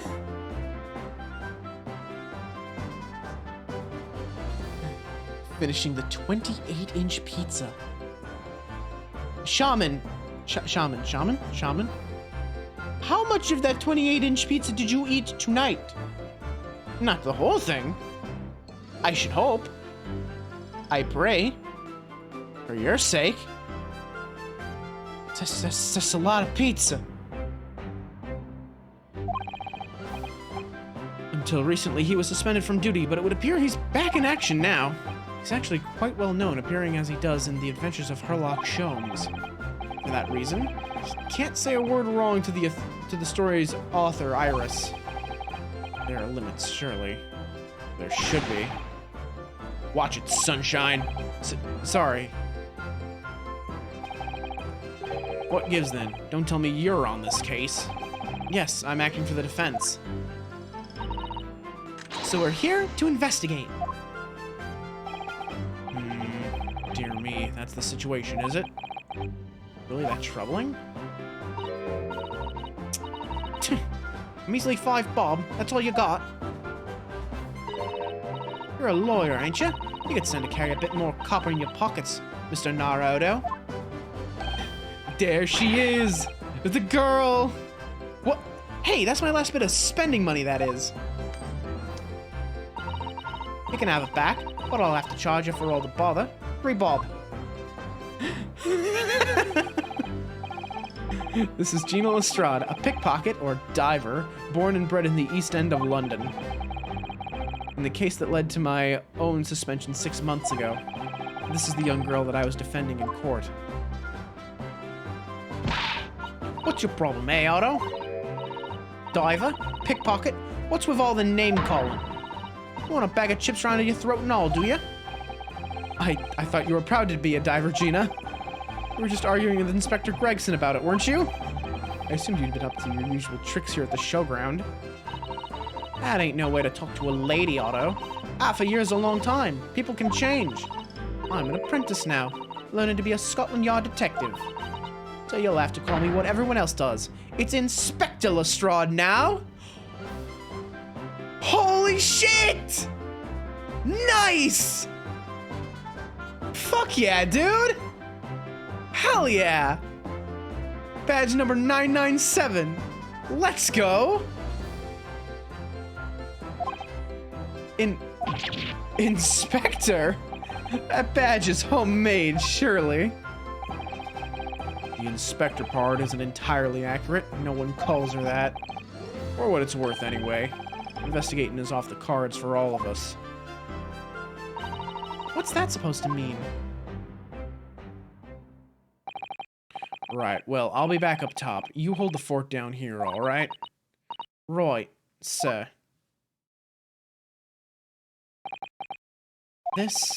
This raises a lot of questions.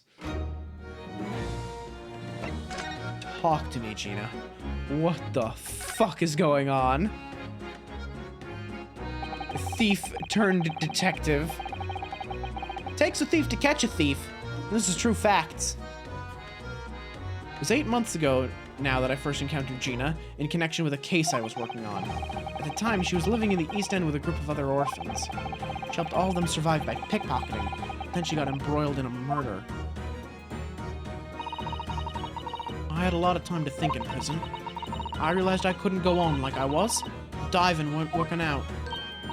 Oh, I'm so pleased to hear it, Ginny. Well done. So, you went from being a pickpocket to a detective? You got it. Good, isn't it? Inspector Lestrade. Sounds like something out of a book, eh? Talk about a sea change. And there's Iris's old man to think about. Iris's father, you mean? Yeah, I promised her, didn't I? I said I'd get all the police forces around the world to pull out all the stops looking for him. Just a small promise then, nothing serious. Oh, Ginny, you're so sweet. So anyway, that's how I had to go at the test for Scotland Yard. And the trouble is, I don't read so well, do I? Just a small problem, nothing serious. And that's when Hurley approached Gregsy and asked for help. The inspector said he'd take full responsibility for Ginny and make her a sort of apprentice. It was very magnanimous of Inspector Gregson, and brave. Well, you know Hurley. He enjoys finding ways to make people do what he wants. The great detective likes digging for dirt, in other words. So, the long and short of it is, if you've got questions about the case, you can ask Inspector Lestrade. Right then, Inspector. Actually, there's still a big mystery surrounding Gina, isn't there? Ooh, what, Runo, what? Well, 6 months ago, Gina was the defendant in a trial prosecuted by the Reaper. A trial in which she was found not guilty. And yet here she is still. Come on, you're not still on about that, are you? Legend of the Reaper or whatever it's called. Core, you don't have to worry, Otto. If I didn't have to worry, there probably wouldn't be a whole lot of you left. Like I told you before, isn't it?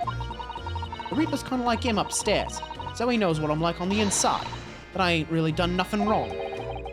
Nothing wrong might be stretching it a point.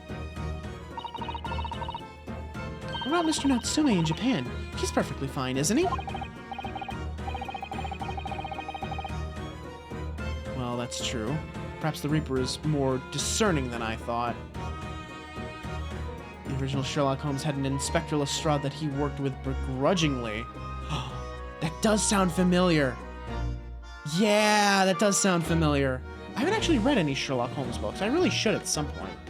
But I do, the name Inspector Lestrade does really ring a lot of bells. We're asking how many people were eating the pizza. Answers 3.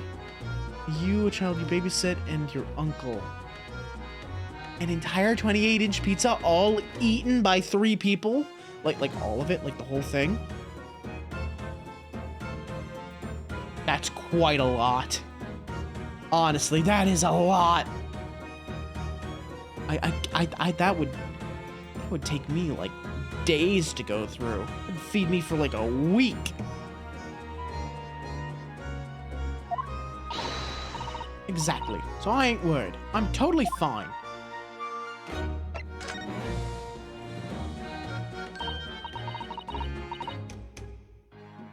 Core, it was out of this world, it was. The brainy bloke pulled a bunch of levers on his machine, and suddenly it started billowing smoke.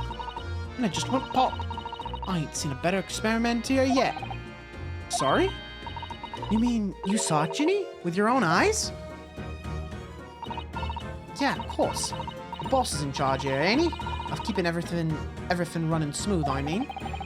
The boss being Inspector Gregson, I suppose. That's gonna take some getting used to.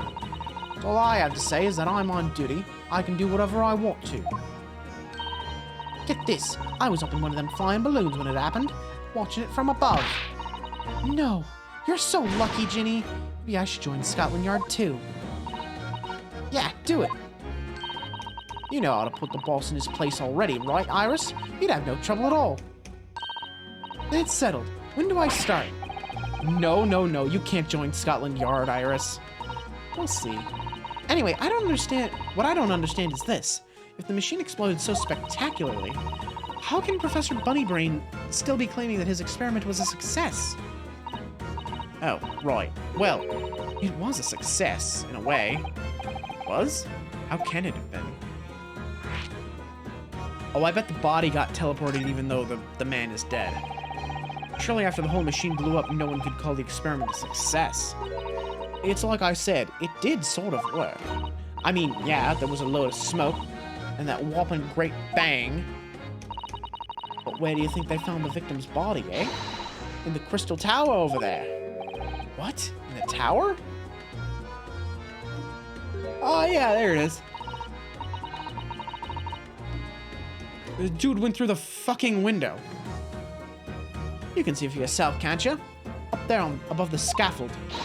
Oh, were all the glasses broken, you mean? Yeah. The cage what the victims got in to start with really did get beamed through the air or whatever and landed all the way over there. So, you see? It did kind of work, didn't it? What? I don't believe it. I mean, I don't get the ins and outs of it. Anything's possible, right? With science. Oh, I tell you what. You can have this. It's a plan of the experiment they drew up at the yard. Are you sure? Yeah, go on. I had 3 bob off you before, so fair's fair. Yes, I didn't actually give that to you, did I? Sketch of the experiment, okay. Let me take a second to look at that.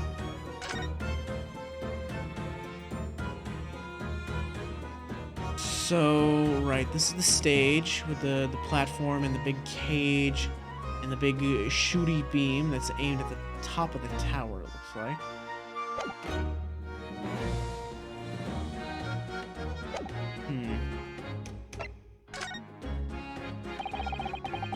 Something Inspector Gregson said before seemed a little strange. For what it's worth, anyway. Investigating's off the cards for all of us. Yes, naughty old Gregs, he ran off after that without explaining himself. Oh, right, that. Boss said no one's allowed to investigate that weird machine what blew up yesterday. Well, that's not fair. We're representing the defendant. Oop. In that case, could you at least tell us what you've learned from your investigations? Nah, you're not getting it. We ain't allowed to investigate neither. Why? What did the boss call him again? The forensic investigation team, I think? Anyway, apart from them lot, no one's allowed to lay a finger on the scene. Bit funny, isn't it? Even Scotland Yard's own detectives can't investigate. Guess I've never heard of something like that before. I thought I could have a game down the quiet, though. But the boss caught me at it. You probably heard him giving me an earful about it before from down here, didn't you? It's not bleeding fair. I think you were giving him as much as an earful back as I remember it. Yeah, well, sometimes I think it's all them chips what make him so stubborn. You say something to him, Otto. Go on, see if you can get something through to him. It's up on the platform above us, is he? The machine that exploded is. We can try, can't we, Bruno? Gregsy will listen to us. God, I don't know. He might listen to you. Or he might toss us off the tower with a drunk man's carry.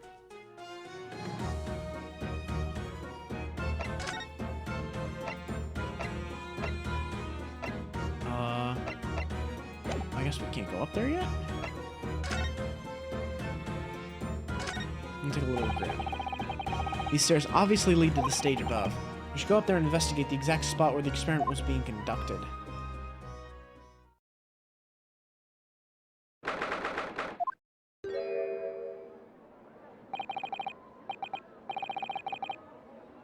So that's it, is it? The machine that blew up. Oh, it must have been a magnificent explosion, and I've seen my fair share. You've seen things like this before, you mean? Of course. Billy's always doing experiments that end in a bang. In fact, in his own words, explosions are the very essence of chemistry. That might explain the smell of burning that frequently comes wafting up the stairs. One time, he made something that exploded with such force it took the roof off the building. I wish you'd been there to see it, Runo. It's hard to get too excited about that, given that I now live in the roof. Well, anyway, that's enough about that. It's time to investigate. Ah, look, Inspector Gregson is over there. Seems to be deep in thought about something, while eyeing up the machine carefully. Really? He just looks confused to me. We're gonna investigate the other stuff first, I think. ripped itself apart magnificently, didn't it? Magnificently and mercilessly. Someone stands in the middle of the machine to be disassembled and then beamed through the air. Yes, beamed, not blasted. That's the point. Yes, that part's crucial, really. Something like that even possible, though, Iris? Oh, Bruno, I'm just a child. How should I know? A child when it suits you, you mean? From what I can tell, I think if you were to pull this lever here... Stop! Don't touch that! That was practically instantaneous kinesis the way you flew over just now, Greg, see? Please, your ladyship. I didn't mean to startle you, but I can't let you touch anything up here. So sorry.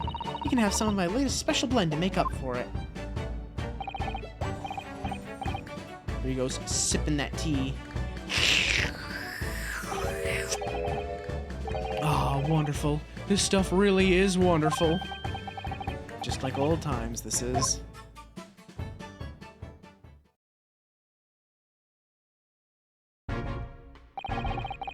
Jesus Christ. When in doubt, pinky out. We're representing Professor Harebrained in court tomorrow, Inspector. So we should be allowed to examine the scene. Ha! Listen, Sunshine. Even I'm not allowed to touch anything up here. That blasted spatial dimension for scientific equipment act to blame. It's driving me potty. Oh yes, that special dispension. Professor mentioned that too. More red tape's all we need. I don't know what the government thinks it's playing at sometimes. But we're allowed to just look, aren't we? Eh? Surely that's all right, isn't it, Gregsy?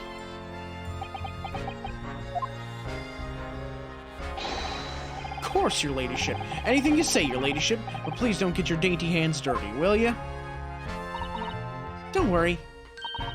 We wouldn't dream of touching anything, would we, Runo? She really knows how to get what she wants.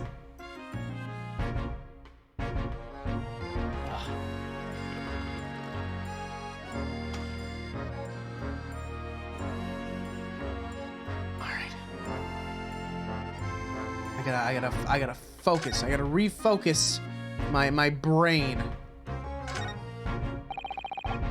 Considering how badly damaged everything is, Professor Harebrained was lucky to escape unscathed, I'd say.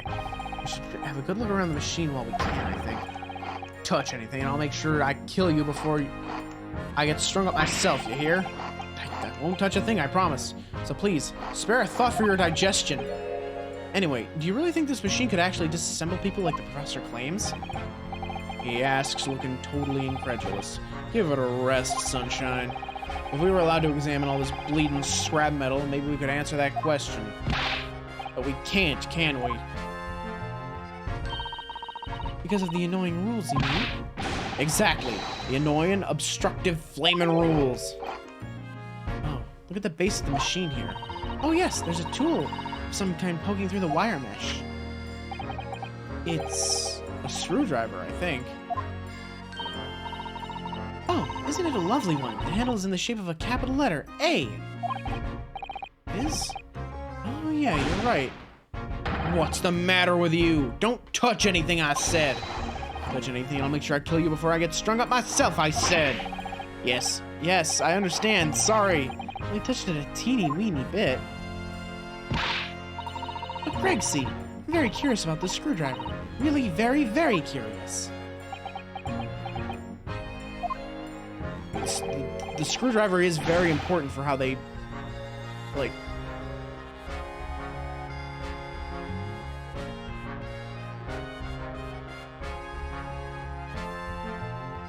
Wow. I zoned out so fucking hard. I just snapped back to reality. I was half asleep.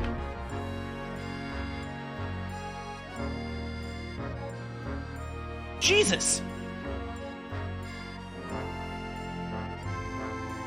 You ever have that moment where you're like just on autopilot and then you snap back to reality and it's like, the fuck? I was about to say the screwdriver is very important for how they broke through the window. What window? There was no window that was broken through. I was halfway in fucking Dreamland. Jesus. Holy shit. Did I sound any different, by the way? Like in the last like minute or two? Did I sound like different? Did I sound like drunk or like half asleep?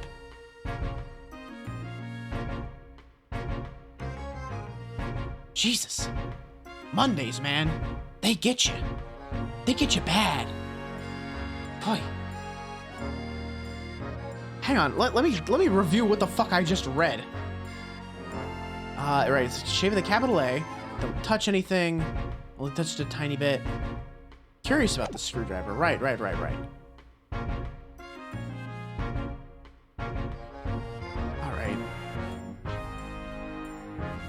You were being a tiny bit quieter? Yeah, that sounds about right.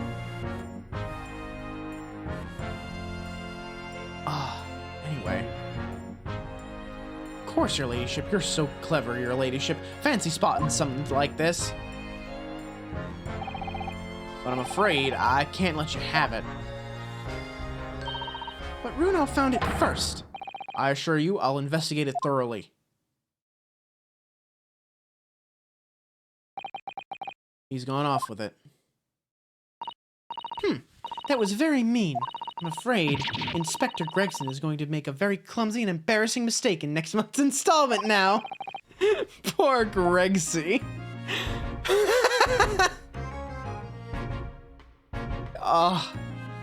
The spite of a small child. That don't upset children. Their spite is boundless. There are all sorts of strange buildings here in the Great Exhibition Grounds, aren't there? I seem to remember something similar being exhibited in Japan one time. Oh, in your country, Runo. I do wish I could go and see it. I present a particularly steely samurai with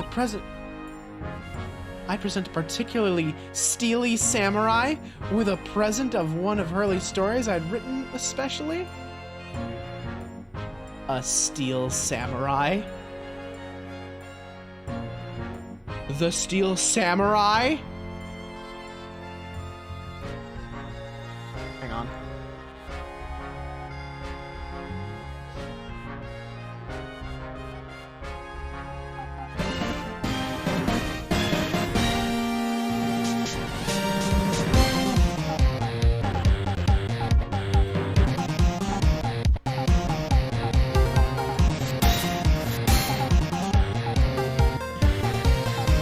I gotta say though, Steel Samurai theme's a fucking jam.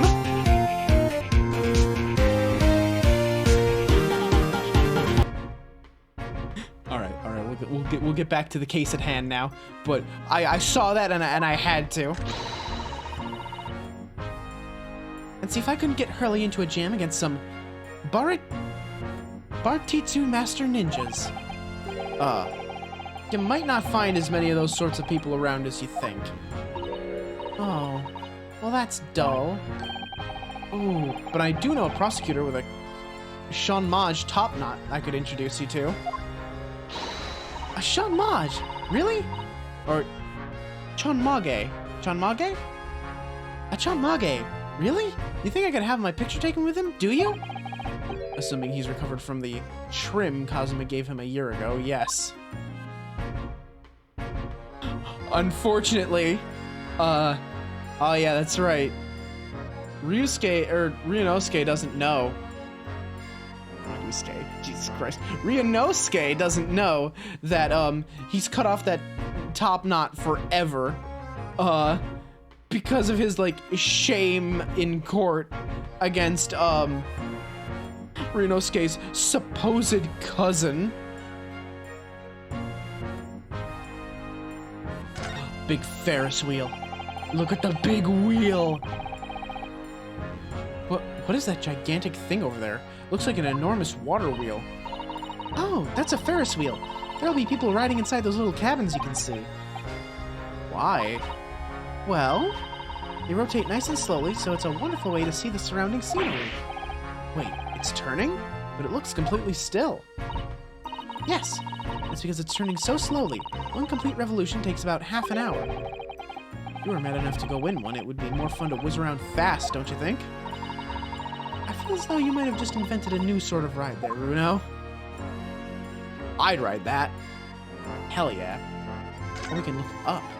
Oh, hello.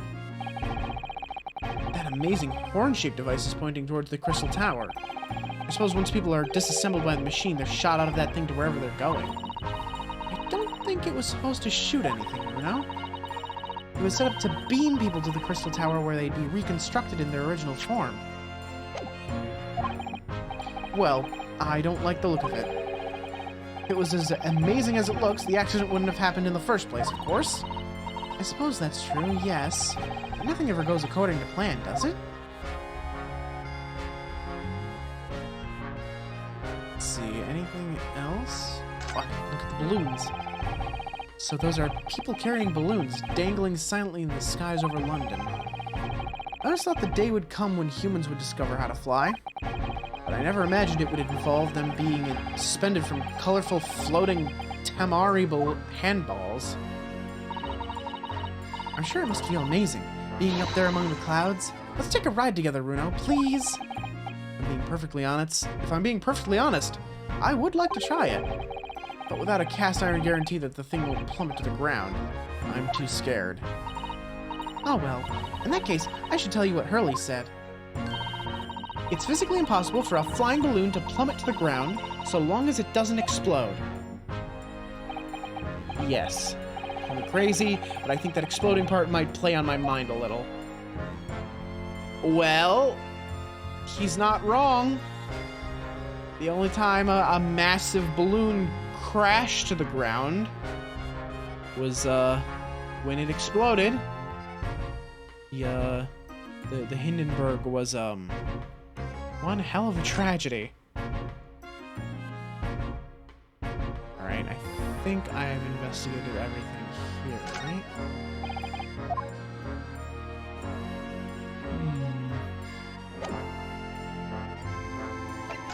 Oh, I can talk to Gregson. I haven't talked to Gregson at all. He's just been standing here this whole time. Using high-voltage electricity to somehow disassemble a man's body, and then beam him across to the Crystal Tower. It's an extraordinary thing to attempt, especially in public. True. It was by far the most unusual of the experiments planned for the exhibition, mind. To be honest, I'm a bit surprised it was allowed. Carrying out something so dangerous with so many spectators present, I mean. The government's doing everything it can to promote new science and technology at the moment. They're more worried about being ahead of the game than the odd spot of public safety infringements. If they can be the first to develop some new technology, it makes Britain more powerful in the future, you see. Yes, I suppose that's true in a way. The powers that be are placing heavy emphasis on the scientists' rights at the moment. What sort of rights? They're making it so that any theories the brains have remain their legal property, as it were. Right through developing it into a practical idea and even going into production, which is the infuriating reason us coppers aren't allowed to touch this crime scene. Because the new highfalutin Special Suspension for Scientific Equipment Act forbids it. I butchered that title. I see now. The only people with permission to investigate here are from some brand new department at the Yard. The Forensic Investigation Team, it's called. We've been relegated to keeping guard. Forensic Investigation Team. Any old fool can see that this heap of scrap metal was a sham to begin with. Just because it says scientific equipment on the paperwork, we can't do a flaming thing with it. Poor Gregsy. He's very het up, isn't he? Het up? Is that supposed to be the past tense of heat? Heated up? Remind me again, what's this new legal act that means we're not allowed to touch the scene here? Are you having me at it, Sunshine? It's the Special Suspension for Scientific Equipment Act. Yes. I think Hurley mentioned that recently. The real twinkle in his eye, as I remember. I'm sure he did, your ladyship. I'm sure he did. Passed especially for the... For this great exhibition it was. All scientists have to do is present their ideas or inventions to some suits in the civil service, and if it gets rubber stamped, that's a guarantee of rights to maintain the invention's confidentiality. What does that really mean? Think about it. Think of all the world-changing new inventions on display every day at this exhibition. Look what half of them are a load of cobblers, if you ask me, put forward by shammers like yourself. Thanks for that. Oh, I love how absurd some of the inventions here are. It's all so fun. Might be fun to you, but a member of the force has to be present at every single demonstration. Can you imagine, eh? Hang on, science, that's what I Hang science, that's what I say. Oh, I don't think so. That sounds like my dream job. You'd soon think otherwise after spending a day guarding all these shammers' bogus contraptions. But if they're all bogus, how can anyone hope to demonstrate them? There'd be no point. Yeah, well, there is a point, sadly. Sorry? Thanks to another of our government's bright ideas. Any theory or invention is deemed to show potential. The government hands out a research grant. Scientists get funding. Exactly. And that's what they're all after. All these shammers coming from far and wide to clog up Hyde Park. Who has to keep them all safe, eh? Who has to smile politely and welcome them? Us coppers, that's who. So you can see why I say it now, can't you? Hang science, hang it! Oh, maybe I can see your point. Alright, talk about harebrained. Yeah, the child loved the task of taking apart a third of the pizza. Couldn't finish it, though. Yeah, Jesus, that is a lot of pizza for a child, man. That's a lot of pizza. Christ, I wouldn't eat that. I don't, like, I would struggle to eat that much. I love pizza, but I don't think I could eat that much. Like, in one sitting, anyway. Apparently, Professor Harebrained lives and works in Germany now, conducting his research. That's right. Came back to Britain especially for the Great Exhibition, as I understand it. Probably after one of the government's research grants. Actually, we learned something else about the professor earlier today. About his time in further education. Turns out he was at university with someone we both know. Lord Van Zykes. Eh? What's that? That's news to me. But if Van Zykes demands the prosecution, then, as the accused, the professor's fate is sealed? Because the Reaper will get him one way or another? Blimey, that man's beyond me. I don't know what goes on in that head of his. Talking to Van Zykes, this morning's paper ran the story of him being attacked. Read that? Oh yes, but Mr. Reaper is completely fine. Nothing to worry about. Yes, right. Glad to hear it. Still, the Reaper, huh? How long is that business gonna keep up, I wonder? And tell me more about the mystery of the Reaper. How do these people keep dying? The victim of this case, the investor, Mr. Assman, he was another of the Reaper's victims, or so I heard. Lord Barrack Von Zykes is a top-class prosecutor. Even he can't always push the right verdict through. Sometimes justice can't win. Yes, I've heard about jurors being bribed and evidence being falsified. And that's how the notion of the Reaper of the Bailey came about, isn't it? Obviously, Scotland Yard suspected Van Zykes initially. They all assumed he was taking matters into his own hands. He failed to seal the deal in court. Although the man himself denies that charge. Well, we've done a very thorough investigation, and the conclusion we reached that Lord Van Zykes is in no way related to the deaths of those people outside the courtroom. There's no question in my mind. I'd stake my reputation on it, I would. But if that's true, then how do you explain it? All those defendants couldn't just have coincidentally died if nobody killed them. I know that, but I can't explain it. It's a mystery after all, isn't it? That's the whole point of the Reaper. Professor Harebrained mentioned something else.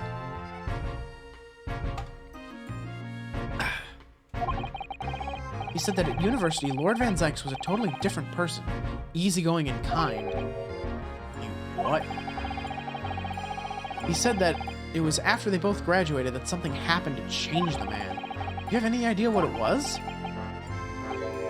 No clue. Really? Look, I've got my hands full watching over this frustrating crime scene. Why don't you go and make a nuisance of yourself somewhere else, eh? I think Gregson knows more than he's letting on.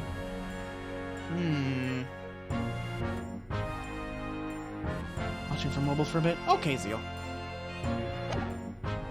Let's see. I need to present something to you.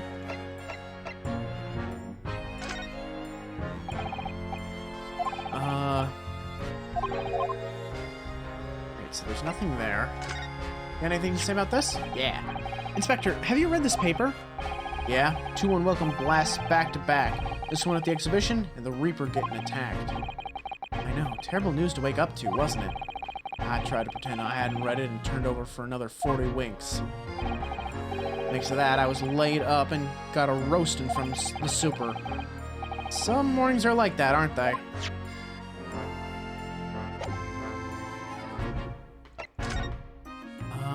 If I examined everything, I think I have. Certainly seems that way.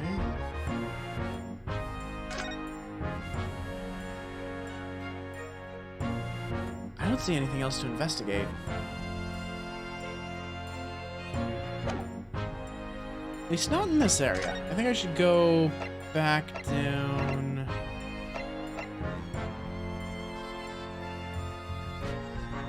Yeah, hang on.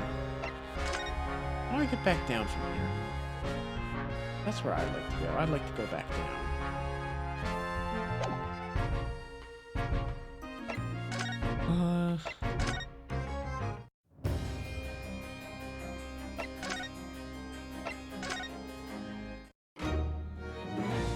Yeah, here we go. I want to examine down here. There's like a bunch of stuff down here. Oh, look, what's this? A ripped piece of cloth. It's not like any fabric I've seen before. It's very thick and stiff. It looks extremely durable. It's canvas, I think. Some sort of rubber backing. The edges appear to be a bit charred as well.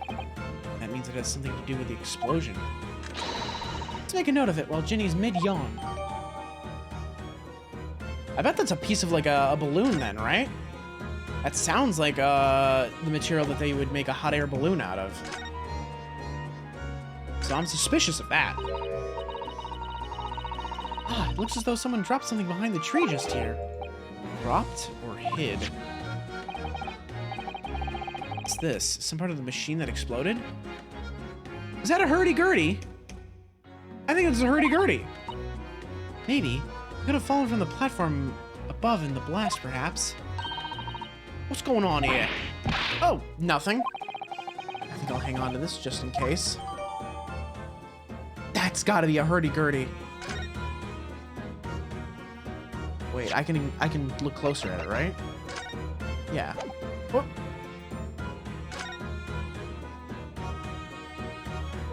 Or... no, is it a crossbow of some sort?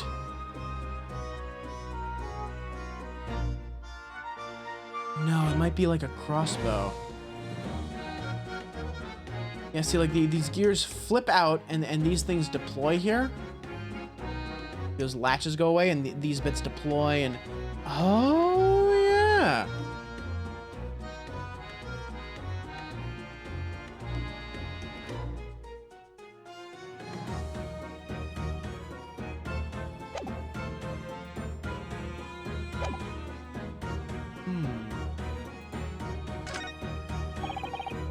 For some reason, the ground is damaged in this spot. Look, almost as if there was a fire here or something. Yes, if you look at it closely, there's some scattered ash and burnt embers, too. Well, I suppose there was a big explosion just above here.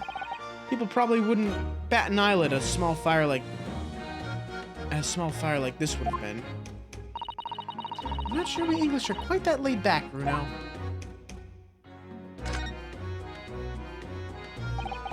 Crystal Tower. It was built to be the focal point of the exhibition, and it definitely is, being so tall and with all that glass. I can't imagine a building like this ever being erected in Japan. There are lots of exhibits inside the tower as well, apparently. Of course, there's an observation deck, but there's also an art gallery, a zoo, and a museum. God, it's like the Animal Crossing museum. I heard you have to queue for 3 hours just to get through the doors. Well, at the moment, the shattered glass from the failed experiment may well be the biggest draw. And thanks to that accident, the whole tower is shut. Suddenly, it's not the crystal tower anymore, but the crystal glass shower. Apparently, everybody's talking to the skies now to look down on the disaster area from above instead. Oh, taking to the skies! Like, what? Talking to the skies? What are they, praying? Everybody's taking to the skies now to look down on the disaster area from above instead. There's a 3-hour queue to go up in a balloon now. Londoners must be very patient people. Open your gates. God, I know. I know. Endwalker consumed me, so I didn't get, like, anything done with Animal Crossing. I am still in October. I'm on October 30th. I need to do Halloween.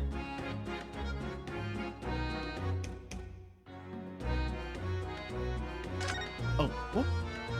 Yeah, I can look up here. Hang on. Oh, wait. Hang on. Okay, okay. Shh, shh, shh, shh, shh, shh. Shut up. Nope, I didn't click on that. Okay, here we go. Finally. We can take a closer look at this. That's where the cove ended up in his instant kinesis, or whatever they call it. Dead, of course. And yet they're calling the experiment a success. What's the wooden scaffold there for? The coppers, our lads, set that up after the incident happened. To get the body down, I think. Dunno, really? Didn't you help to erect the scaffold then? Nah, lookout duty's more my thing. Wandering around the exhibition and keeping a lookout for the fun stuff. Mind Gregson doesn't hear you saying that, or he'll give you the boot. It's incredible, though, isn't it? I mean, could the victim really have bridged that gap by some sort of invisible kinesis? I don't think so. I think the explosion flung him through the window. Stop playing after Thanksgiving because I got comps to do, but I want to play more gift music to Hootie. Aw, that'd be nice. Runo, listen. What is it? I've been thinking... Really might know something, mightn't he? About what? About Mr. Reaper. About what happened to Lord Van Zykes, you mean? Because it sounds like something very significant occurred after he graduated from university. Something that completely changed his life. Maybe, but I have no idea where to find Mr. Sholmes at the moment. It's in the middle of some big case, isn't he? Here, this is what you need. What's this? Some kind of entrance ticket. Madame Tuspells. Madame Two-Spells. Two-Spells. This is supposed to mean something to me. You don't know it? It's the most popular attraction in London at the moment. It's very close to Baker Street, actually. We could go now if you like. No, we don't have time for visiting attractions today, Iris. We have a big trial tomorrow. But that's where Hurley is. What? At this popular London attraction? Yes. How is it that you know where he is? Hurley told me, but he told me to keep it a secret from you, Runo. Madame Two-Spells. I don't see how it could be related to the case we're investigating here, but then... stranger things have happened. And when they happen, Mr. Sholmes is usually at the heart of them. Alright. Let's visit... Fortune Teller? The Witch? One or the other. Both? Possibly both. Waxworks. Oh my god.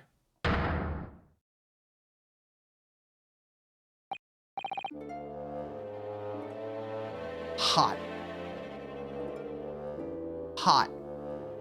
I love this woman. Look at her. A queen. What is this place? Look at all these terrifying scenes. Why are the people so still? Guillotines, ruthless murders. I know what I'll be dreaming about tonight. They're all wax models. They're amazingly realistic, aren't they? What do you think, Runo? Shocked? Wax models? I read about dead bodies in wax once in a magazine about strange phenomena. Depending on how corpses are kept after death, but parts of them can turn to wax, apparently. It's called adipocere. Stop talking about creepy things like that, Runo. You're scaring me. Anyway, adipocere doesn't form readily, you know. It's only very specific. Ah! What now? I've just remembered something else I read in another magazine about strange phenomena. There was an old lady, maybe a witch, who used to pour molten wax over corpses and put them on display. None of the exhibits here are real. They're all entirely man-made replicas. It can't be. Do you really expect me to believe that? Just look at them. Oh!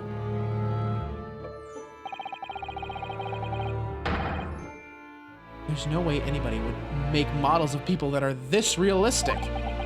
And they're all such gruesome scenes.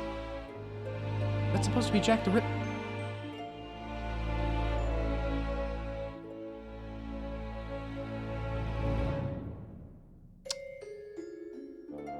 Herlock? Herlock, what are you doing here? Herlock, what are you doing here? Look at this man. He plays a convincing part, I'll give him that much. Wait. What is it? Oh, no. I must be seeing things.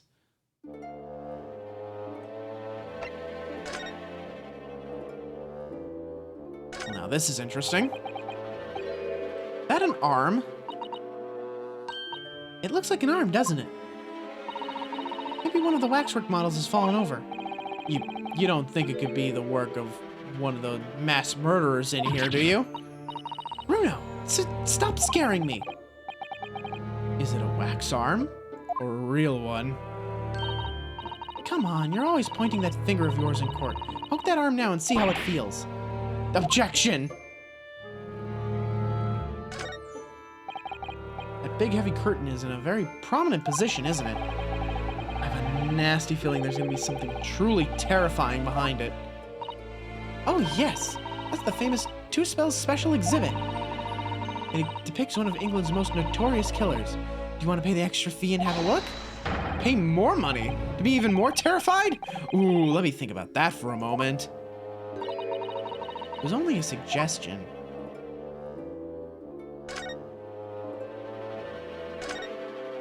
You know, we're just gonna ignore the obvious real man in the building for a moment.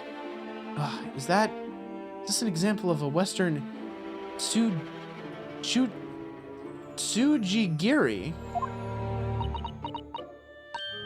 I don't know what that is. You know, when an unscrupulous samurai randomly attacks a passerby to test his sword.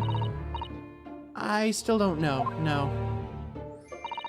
But actually, a waxwork samurai would probably be hugely popular. Could you model it, do you think, Runo? Doing that Tsujigiri thing you mentioned? Well, I do have a sword, but I have no intention of testing how sharp it is on a human subject. For now, at least.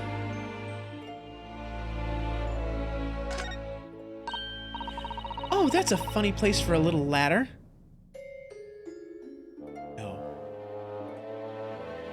No. No.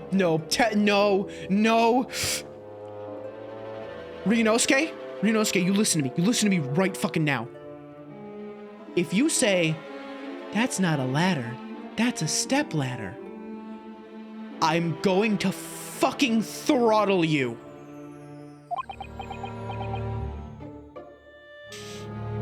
Ryunosuke, don't you fucking dare. What is it? Is something wrong? No, it's just that in Japanese, we have a totally different word for a ladder that folds in half like that. We do in English too, you know? It's a step ladder! No! God damn it, not this shit! God damn it! God fucking damn it! Not this fucking shit again, dude! So be careful of making assumptions about other cultures, Runo. That's how wars are started!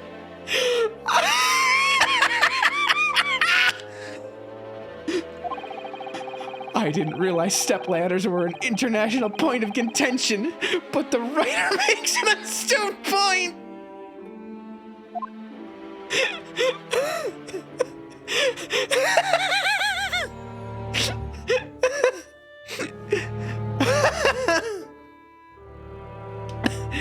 Oh, fuck. So, for those that don't know, the ladder versus stepladder thing is a running joke in Ace Attorney games. Every game, there's a ladder or a stepladder, and there's an argument between two characters about whether it's a ladder or a stepladder.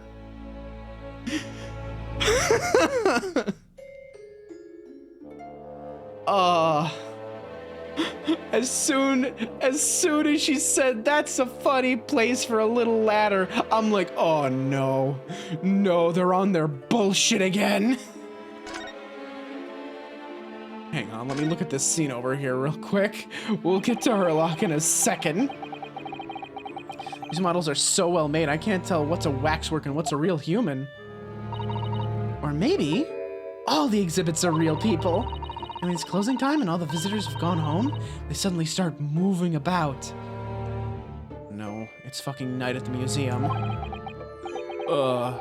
Just thinking about it makes me wish it was closing time already and I was on my way home. Let's see. Ooh, there's stuff over here. Investigate the hot lady. Is this some infamous murderer? Yes, called Jane the Ripper. All her victims were young women. Oh. Huh.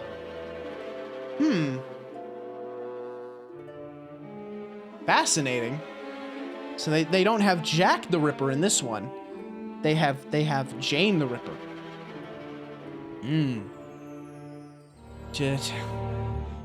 It's a shame Unamused isn't here for this. Cause then I could make a fucking joke about Genocide Jill. That's a Danganronpa reference. Oh, God help you all if another Danganronpa game gets made. So I'll be playing that on stream. And that's gonna get fucking wild. I knew it. You can tell by the way she's holding that knife. Sure sign of a murderer. Well, yes. What's the matter, Runo? I've worked it out. I know what she's doing. She's trying to fill that bathtub with blood so she can have a soak in her victim's gore. Not according to the information about the exhibit on the little board here. It doesn't mention anything about the bathtub. Really? Sorry. I don't think it's significant. Still think it has to be there for a reason. Huh. Well, in any case, I have at least 3 friends who would look at this display and be like, ah, yes, I want to be this young woman here. Please let me be this young woman here. I know at least 3 people like that. Possibly more. Alright, fine. Hello, Herlock. What are you doing here? It's the great detective, Mr. Herlock Sholmes! Mr. Sholmes has his own wax statue here? Really? Well, he is world famous after all. It's an uncanny resemblance, isn't it? Makes my skin crawl to look at it. I know.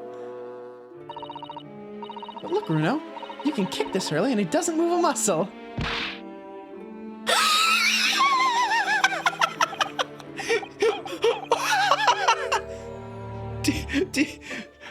Did you see that fucking model shake around like a fucking JRPG character taking damage?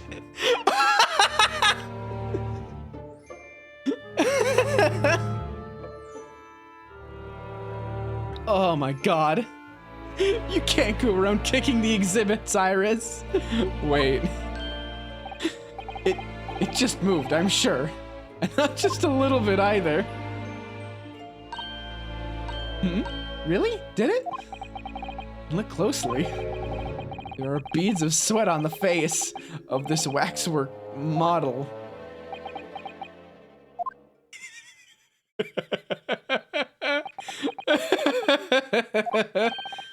Shall we move on, Iris? Over there, look, there's a great murder scene to enjoy. Much more appealing. My dear fellow, I take exception to your recoiling in such a manner, as if you've seen something truly abhorrent. Mr. Sholmes! I knew it. I shook around like a true 2D VTuber. Yeah, that's right. You kick me and I just go.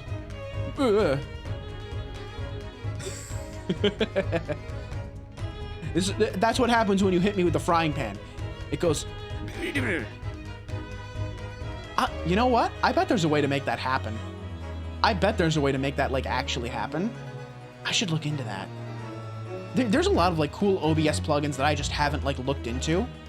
I bet there's one that would shake my model around like that with the sound effect. Maybe even like make a frying pan appear over my face. I wonder if I could get it to like put a filter on that would like twist the video feed around my face so it makes my face look all fucked up.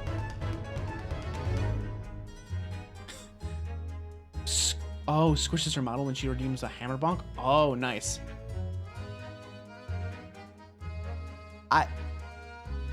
Zeal?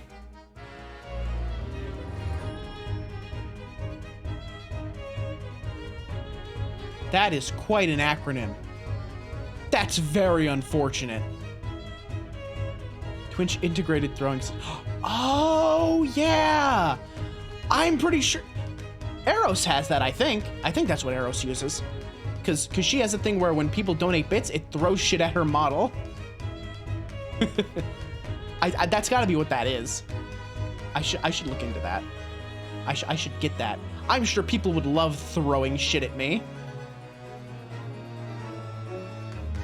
Anyway. Iris, what possessed you? I strictly forbade you from divulging my temporary waxwork secret to Mr. Naruto. Temporary waxwork? What do you mean? And that kick! Could you not have exercised a little more restraint? You winded me. But Runo has something he needs to ask you. Ah, a question. And I thought you'd probably be getting bored, too. So here we are. Well, I can't deny that your timing was impeccable. A mere 2 minutes more being stationary like that, and my great brain, upon which all my success has been built, would have turned to wax. Thank goodness we arrived in time. Indeed. In many ways, the pair of you just saved the world from an unimaginable loss. Oh, Hurley, you do like to talk nonsense, don't you? He could know something, it's true. About Lord Van Zykes and what happened in the past to change him. Now that you're here, let's take our time. How can I be of assistance? Well, you're in luck. I'm suddenly quite taken with the idea of conversing. Oh, well, actually, I'm in quite a hurry. And if my eyes don't deceive me, I believe something is afoot within the walls of this very museum. A most fascinating case, if I'm not mistaken. Really? Moreover, I have a strong suspicion that it is related to the matter about which you've come to me now. But how could it be? We shall speak again presently, my dear fellow, but for now I must return to my work. What, back to being a temporary waxwork exhibit? Hang on, just a second. I'm going to just refill my water bottle. It will take 2 seconds. Ready? Well, no, more like 30 seconds. 30 seconds. Count them out.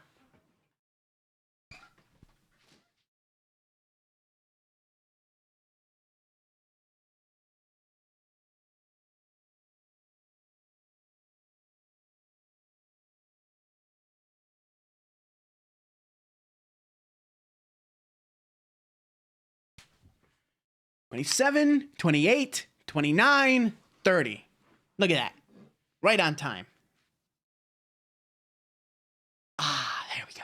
All right. So now I got some more water, which is great.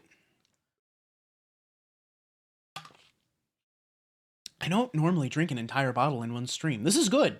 I should be drinking more water during stream. It's bad that I don't. Shaman, I'm already back. You can stop counting. I've made it. I've done it.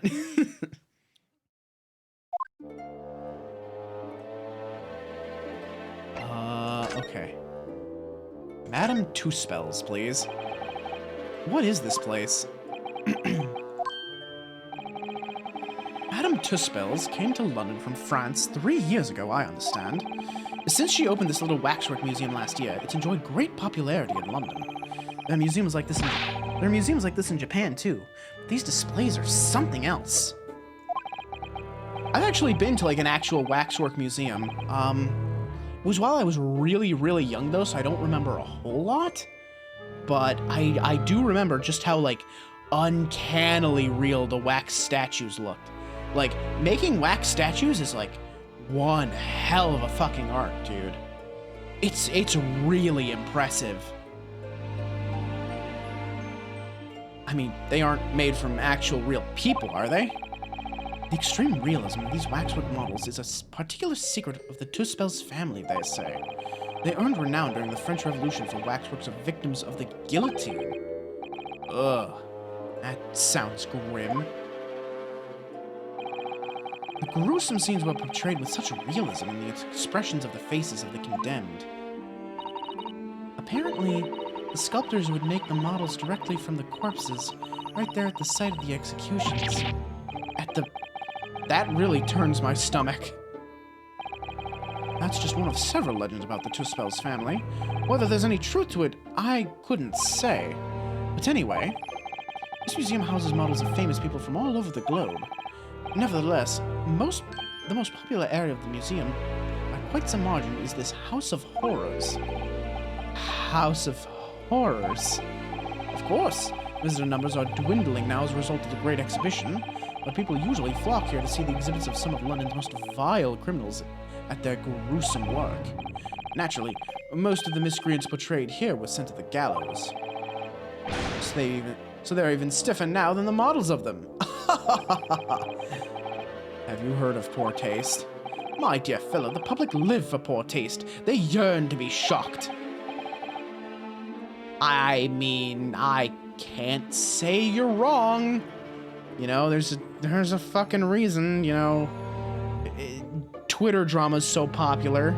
There's a reason people love reality television. So the hideous exhibits in here are... They're all portrayals of real events that actually took place. Is it just me, or did the temperature in here just seem to drop? Anyway, I advise you not to think too deeply about what you see here.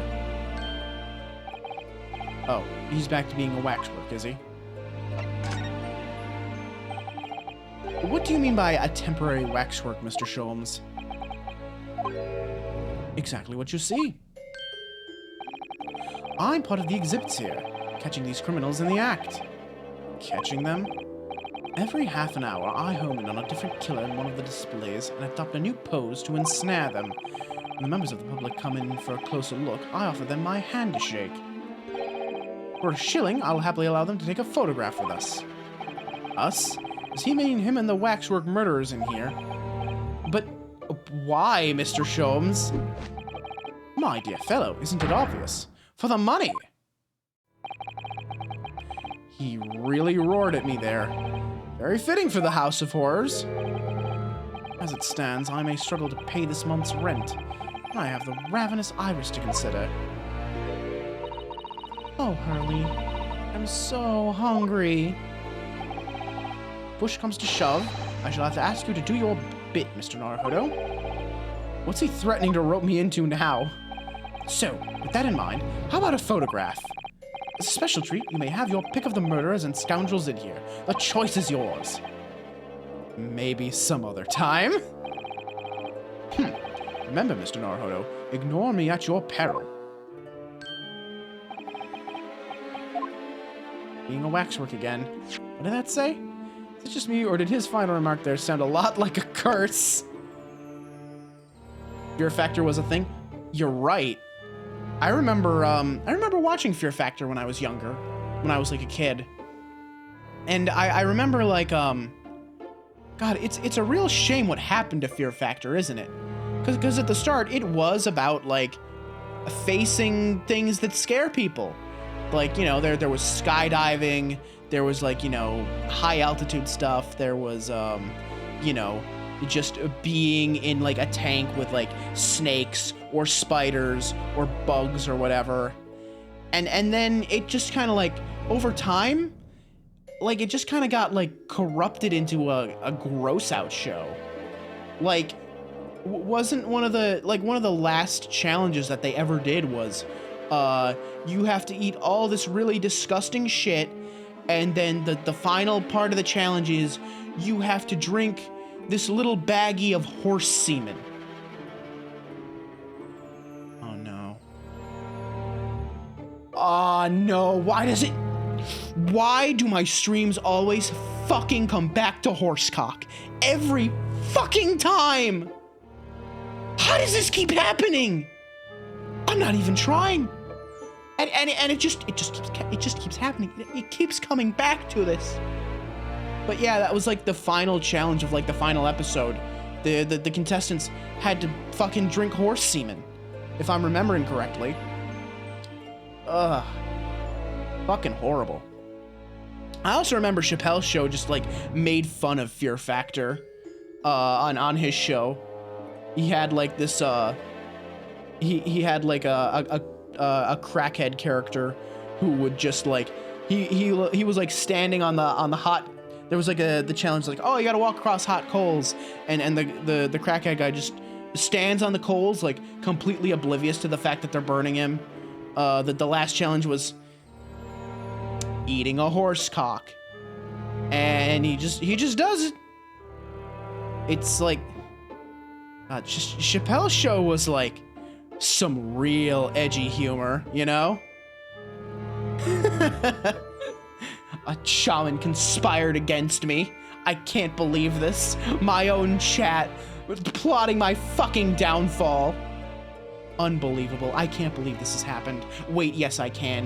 You motherfucking gremlins. Okay, now we're gonna finally ask Sholmes about Van Zykes, okay? We keep getting sidetracked by this shit, man. Let's just ask Mr. Sholmes about Van Zykes. We all love Van Zykes. I'm sure we all want to know more about his backstory, right? Let's focus on that now. Let's focus on that and not on other things. I do love you, gremlins, but also, please, God, please release me. Release me from this burden, this curse, this horrible fucking horsecock arc that I am stuck in.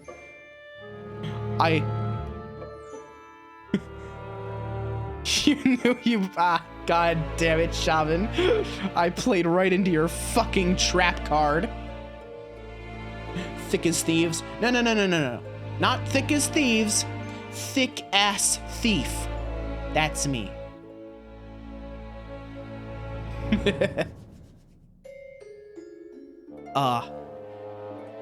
God, you know, I almost ended. I forgot to do it while I did drunk karaoke, but there was a song that I had in mind, and I was just so drunk that I didn't remember it. By the way, I watched that VOD back and I realized how many people made requests, and I just like didn't see them because I was so drunk I wasn't reading chat. So there was like a lot of requests for like a fucking like Careless Whisper and like other stuff, and I'm like, and I just didn't see them. I just wasn't paying attention. I hope y'all didn't feel like ignored. Too hammered to read. Yeah, basically. I did see people calling me Rap God though during that one bit of the first step, and that made me really happy. I was so proud of myself for getting that part too. It's the part of the song that goes well, I bet that a bottle of brandy so better be better than biting the bull and bettering myself. Sorry if I slur. It's the whole like song that's about like being an alcoholic. And I was so proud of myself for getting that bit without fucking it up while drunk. You could hear it in my voice how proud I was that I got it. Oh, I was so happy about that one. Anyway, well, what is it you'd like to ask me then? Actually, it's about Lord Van Zykes. Ah, our friend Mr. Reaper. How did you find him? Well, I trust. And so I filled Mr. Sholmes in about everything I'd learnt. About Lord Van Zykes, about Professor Harebrain, and about the strange coincidence that they had been at university together.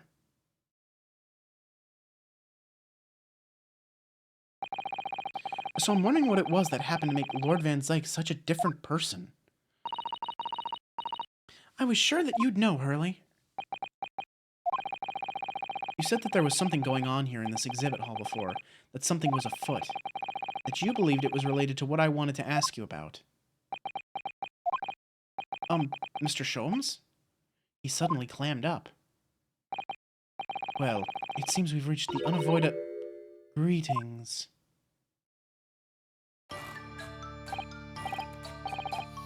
Oh, hello? Where did she appear from? Oh my. She's very pretty. I'm...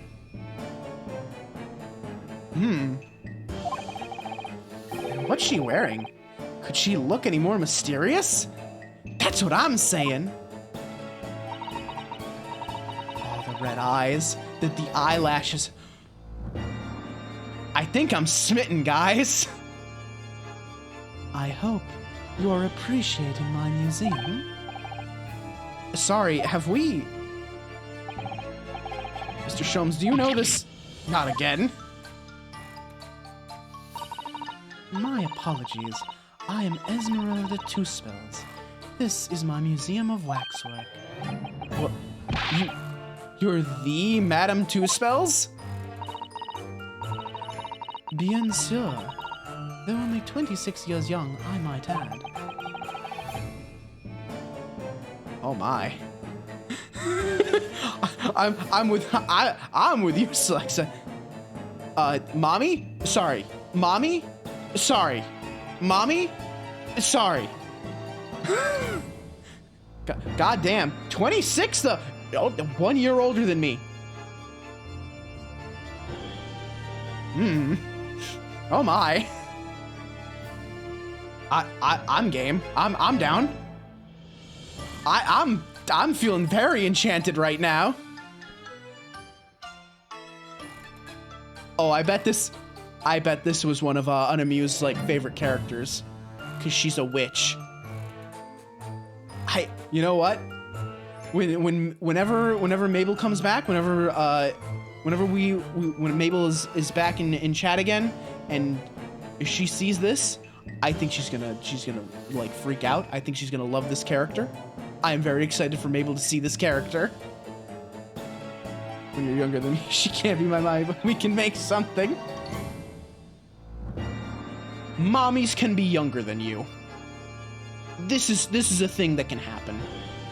Because it's about maturity, right?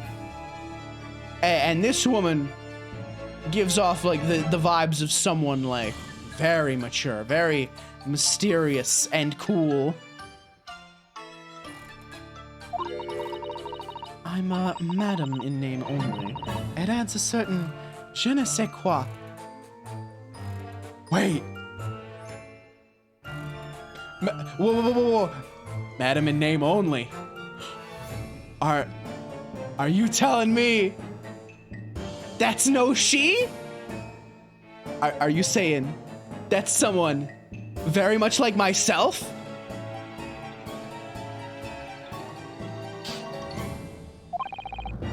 Right. Firstly, I must apologize for my waxworks. Wait, let me read that back. Wait, hang on, I need to read that back.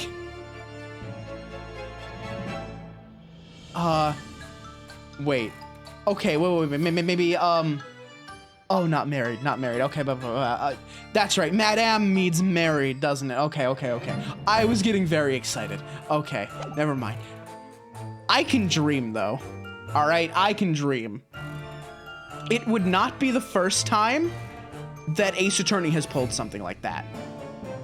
It would not be the first time it's pulled something like that. But yes, Zeal has a great point. That means she's single.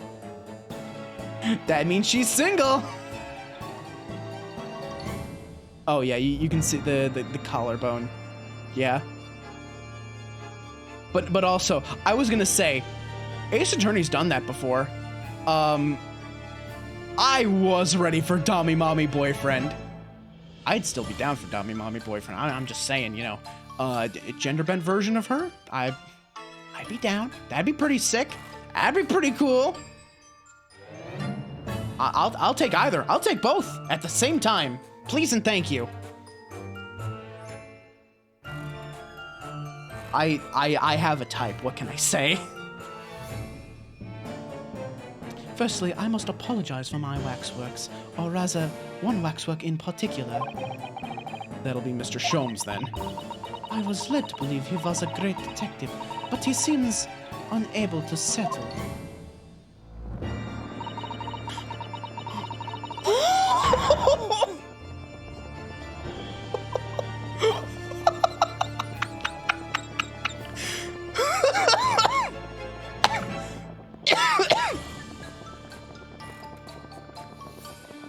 Well,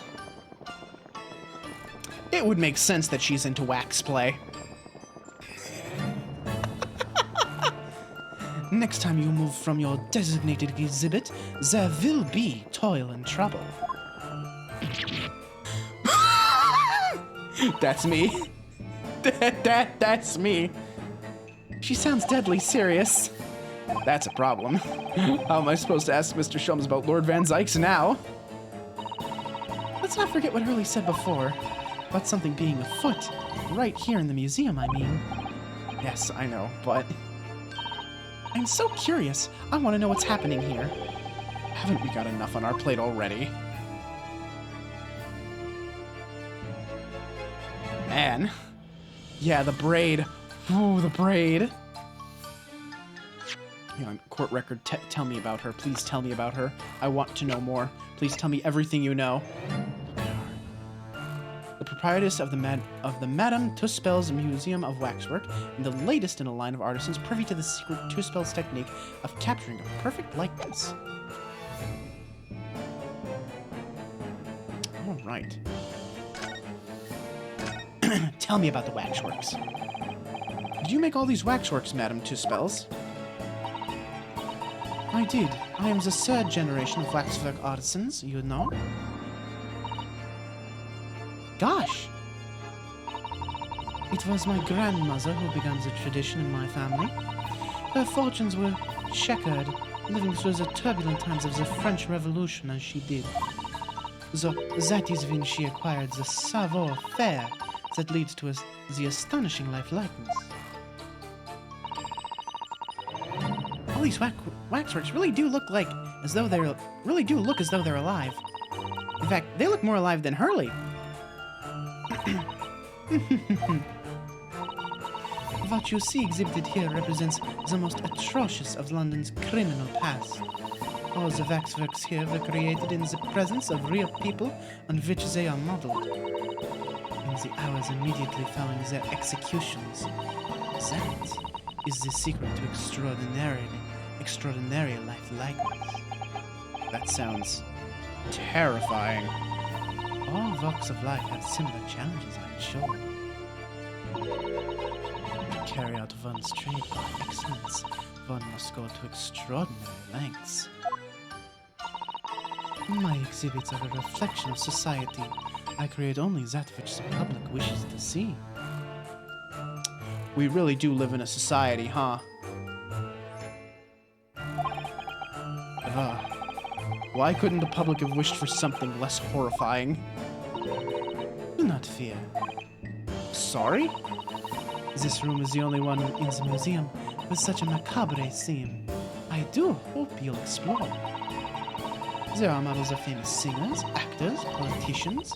Something for every taste, I hope. It was Iris who dragged me straight in here, come to think of it. Sorry, perhaps I should have eased you into things. Great detective waxwork. Tell me about our favorite waxwork in the museum. Yes, I said the thing. I gave you the excuse to use the fucking Joker emote. I love that emote. I love it as much as I hate it. It's so blurst. I'm so glad we have it. What's the situation with that? Ah, my temporary waxwork model. He approached me some days ago, you see, with a business proposal. Oh, what sort of proposal? My dear madame, what these sparse exhibits need is the addition of a world-famous great detective. Or words to that effect. Naturally, I am well aware that Mr. Sholmes is widely known in London as a talented detective. It's a great detective, actually. He's very specific about it. Yes, the creme de la creme. So I was keen to come to some arrangement with him, of course. But sadly, we were unable to agree terms.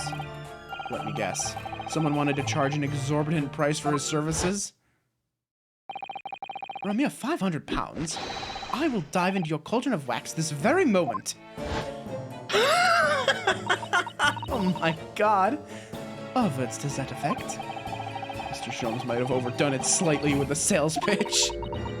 Regrettably, the museum has a shortage of funds at the moment due to unforeseen circumstances. So we came to the current arrangement instead. Surely he doesn't really need to do what he's doing, though, does he? I would think not, but he was very insistent. I have a 50-shilling problem that must be resolved by the morning. Words to that effect. It's the pawnbroker. That's what it is. He must have something to redeem. The consulting detective work not going so well. So tell me, what's afoot in this museum? I wonder, could I ask you something? Bien sûr. I'm just curious, is anything going on in the museum at the moment? Some kind of incident, perhaps? Whoever suggested such a thing to you? Oh, well, it was your temporary waxwork over there who mentioned it to me a little... oh, he's disappeared. A wax model is a work of art, not some tawdry object for trade. There you are. Leaving the exhibit again when you should be working? Do you wish to be melted down? My dear Madam Two-Spells, save your reprimands. There are more pressing concerns. The wax can wait. It's our ideas about your current problem we must throw into the melting pot instead. Personally, I would advise you not to involve the police. Why ever not? He's turned as white as a sheet. Because you have at your disposal a great detective whose services you may employ for a mere 50 shillings. Though, please be aware that I prefer... No, I insist upon payment in advance. Very well. Let us see if the great detective is able to live up to his name, shall we? Before I engage my analytical processes, I must ask you to clarify something. What, pray, is behind the curtain? That is the Two-Spells special exhibit. There is an extra charge to see it. Ah, a special exhibit in the House of Horrors. It must depict a special killer, then, I presume. Would you be so kind as to draw back the curtain, I wonder? Ah, absolutely none. There is nothing amiss behind there. Nothing amiss, madame. We're about to do a fucking deduction dance, aren't we? Then Then what about the arm protruding ominously from under the curtain? Ah. I strongly encourage you to allow me to see what lies beyond before the situation worsens. Yes, very well. I will draw back the curtains, but only a subcon. Subson? I don't know how to pronounce that letter.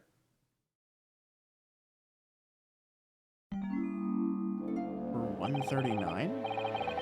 I must confess, I peeked behind the curtain earlier. The Two-Spell's special exhibit is a very bleak graveyard scene indeed. And yet, somewhat surprisingly, the waxwork killer one would expect is nowhere to be seen. What does strike one, however, is the portly gentleman lying peacefully on his back on the floor.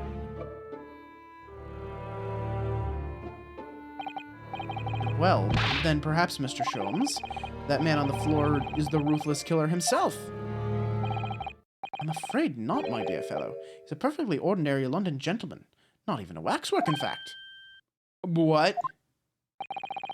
Skillfully made as these waxwork are, they're always distinguishable from real humans. So, allow me to present my two conclusions. The first is that a sizable business transaction has been taking place in this special exhibit. Why would you say that? And the second is that the aforementioned transaction is linked to a serious crime. Ah! She looks as pale as candle wax. I don't understand.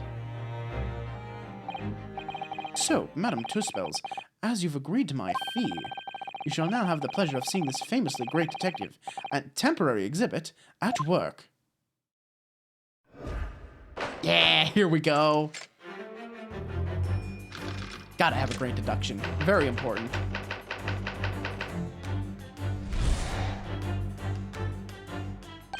Let's go. To begin with, we must ask ourselves what exactly is afoot here in this museum. The answer revealed by the bundle of banknotes protruding so helpfully from your bag. In my estimation, some £200. That is all my own money. So what does this large sum of money reveal?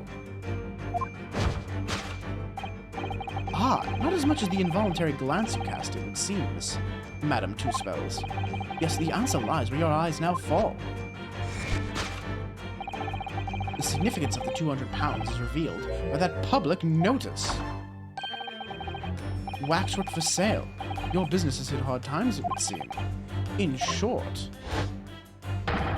you sold the infamous killer the centerpiece of your special exhibit for the sum of £200. None! Now, let us explore the next curiosity with which we are presented. Who was the portly gentleman stretched out so peacefully on the floor? It would appear the man has suffered a severe shock, cause of which is clearly known to you. Ah! Unfortunately, madame, keeping secrets does not appear to be your forte. What dealt the man such a shocking blow was, of course, the £200!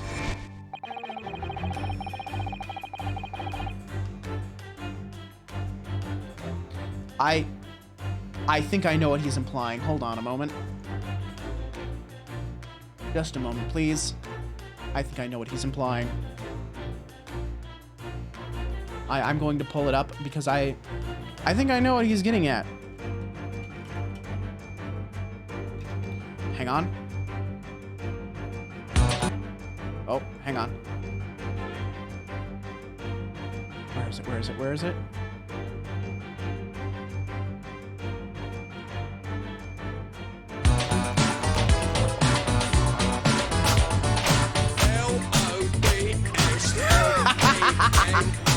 Oh god, I hope this doesn't get me, like, claimed. I'm gonna talk over it so we don't get fucking copyright claimed. Yeah. There. Hopefully that doesn't get fucking claimed. Alright, well, It didn't get copyright claimed on here, so hopefully it doesn't get claimed on my stream.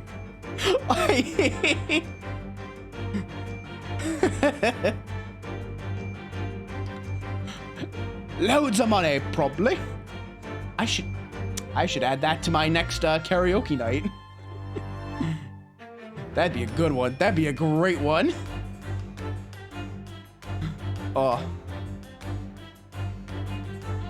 Bosh mushrooms on water, dosh. Bosh mushrooms on water, dosh. Whop your wad, whop your wad, whop your wad on the counter. Whop your wad, whop your wad, whop your wad on the counter. This man was beaten to death with a stack of 20s. It would appear that you twisted this gentleman around your little finger most effectively. What are you suggesting? He rashly agreed to purchase the waxwork for the sum of £200. Only when he came to hand the money over, did it occur to him what an extortionate amount he was paying. The money was no longer in his hands. And the result? The scene we see before us. He collapsed in shock.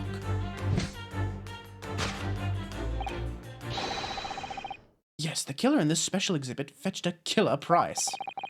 We can only pray that the gentleman's dreams are not plagued with regret.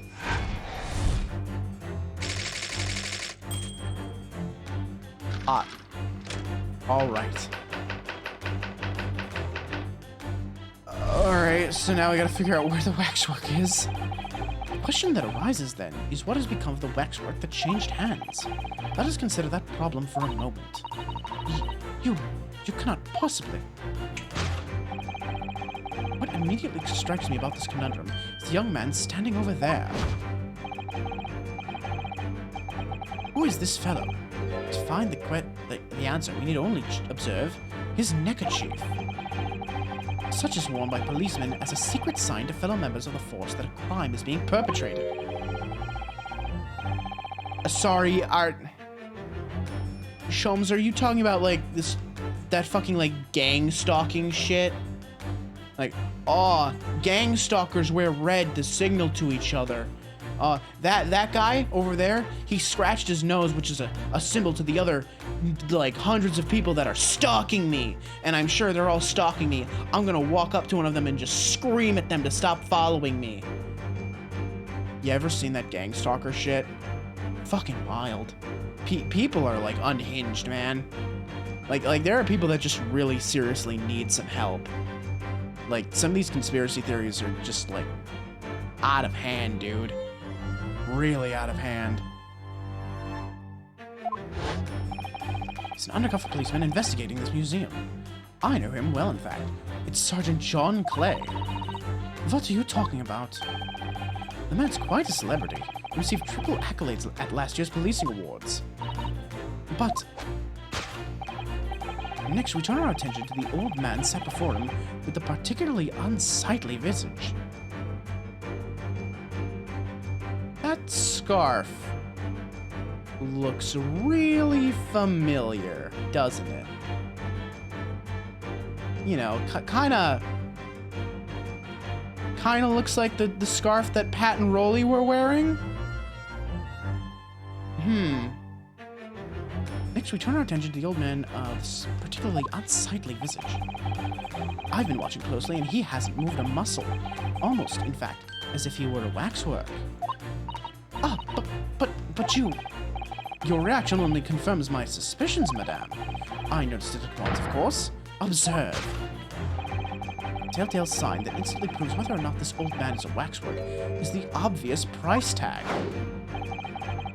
Threepence. A tragically low price, you might say.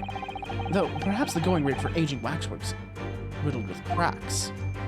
And you sold it to the portly gentleman for an exorbitant £200. Sort of plucky behavior that's sure to attract the attention of Scotland Yard. Isn't that so, madame? I do not. Yes, the waxwork you sold has already been seized by the police and remains in their custody as we speak. The old man must be reunited with his grave in the special exhibit, and not a moment too soon.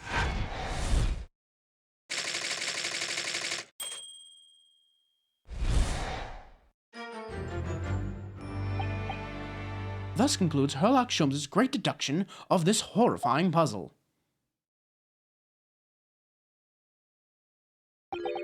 As usual, a hell of a deduction there, Sholmes.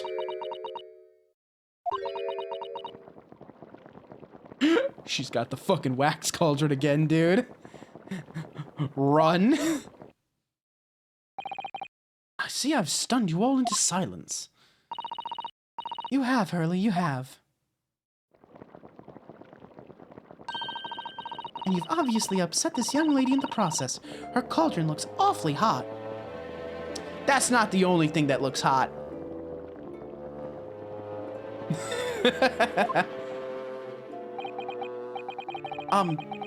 If I could just bring up one point, Mr. Sholmes. Ah, the notorious Naruhodo 1 point. I'm all ears, my dear fellow. According to your deduction, then, the special exhibit featured this old policeman. So, that would mean he's the particularly ruthless murderer, wouldn't it? Killer Policeman Automole. Sorry? It was a mysterious series of murders that rattled the capital only last year. The police rushed to the scene every time, only to find the culprit had disappeared into the ether. And it turned out the culprit was a policeman himself, a senior officer by the name of Automole. So you mean that's who the sinister-looking old man there is supposed to be? Indeed. It is a particularly grim face, is it not? Unforgettable, in fact. Yes, I remember that odious countenance only too well. But is £200 a lot of money for a wax model? It would be enough to afford one of the latest steam carriages if that puts things in perspective.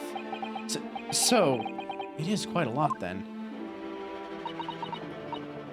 Is there anything else you wish to add before I melt you down? Sholmes isn't the only one about to melt around here, I'm just saying. That bubbling wax is looking more and more ominous. Ah, the smell of all that molten wax is starting to worry me. Mr. Sholmes did more or less just accuse her to her face, so I think I might have to call on your assistance here, Iris, if that's all right. To make some minor corrections to the great detective's great deductions. Of course it's all right. We'll soon set things straight. Well, let's get started then, shall we? Before Madame Two-Spells vents her anger. Just what I was waiting to hear, my dear fellow. So, Madame Two-Spells, in accordance with our agreement, you shall now have the pleasure of seeing this famously great detective and temporary exhibit at work.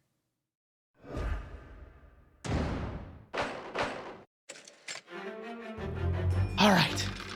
Let's fix this, shall we?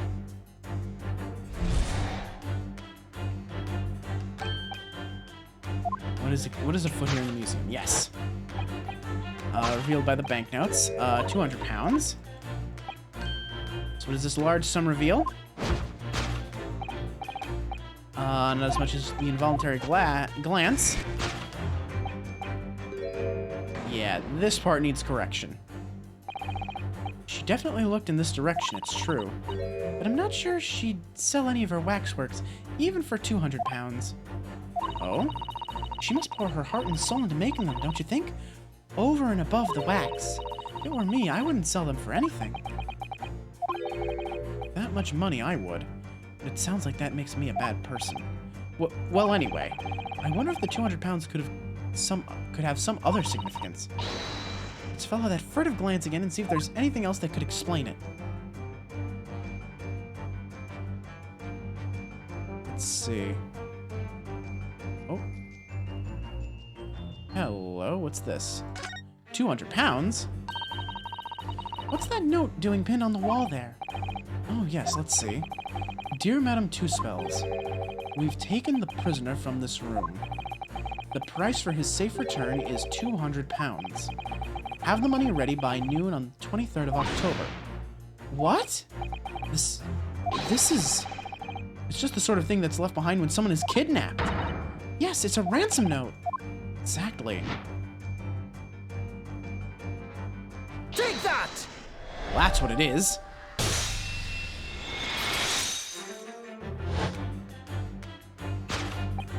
significance of the 200 pounds is revealed by that ransom note. Quite so. We must congratulate these criminals on their inventiveness, abducting a waxwork.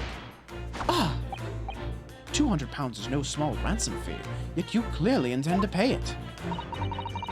The model in question has special importance, so I put together all the money I have. In summary then, the 200 pounds you have in your handbag is ransom money.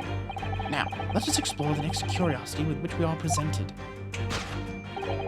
Who is the portly gentleman stretched out so peacefully on the floor? It would appear the man has suffered a severe shock, the cause of which is clearly known to you. Oh. Unfortunately, madame, keeping secrets does not appear to be your forte. Right. So that's not it. So if the waxwork was kidnapped, where does that leave us in terms of who this man is? We could just ask him when he comes around. I think the point of this exercise is to understand the beauty of the deduction process, Iris.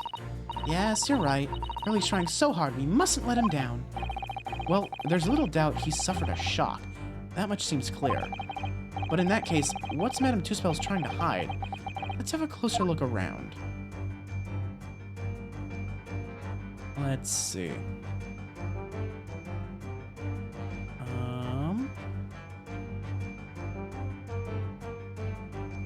What could it be?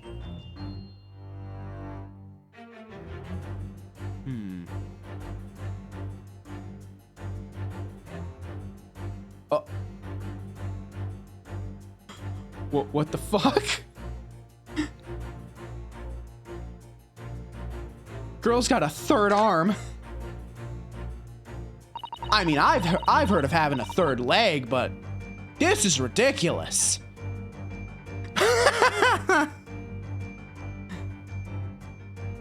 This is just Madame Two-Spell's right hand, isn't it? Yes, it must be. I can clearly see her left hand after all. Oh, but wait a minute. This is a left hand as well, look. Don't say such creepy things, Iris, please. And it seems very stiff, too. In fact, it's really hard.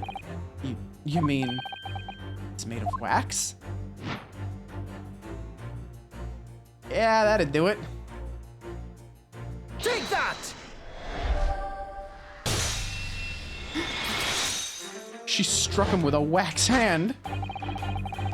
What dealt the man such a shocking blow was, of course, the waxwork hand. Indeed, with a solid waxwork limb, one could deliver a very substantial blow. How could you?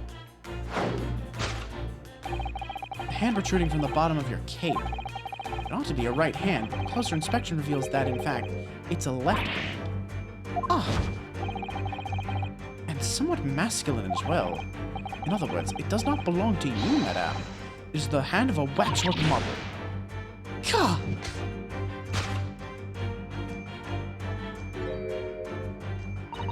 That's a wax arm, all right. Some of the visitors to my museum can be troublesome. They meddle with the exhibits and cause damage. So you mean that arm? Yes, this gentleman saw fit to try to remove it as a souvenir. No small keepsake. Like taking a whole branch of a cherry tree when you go to view the blossoms. I'm afraid I had to teach the man a lesson. Yeah, I'd say so, sure. We confronted the man and tried to take the arm back. And the result? The scene we see before us. He was knocked unconscious. A point we may need to revisit later, but for the time being, we have our conclusion. Yes, the killer in this special exhibit has been kidnapped.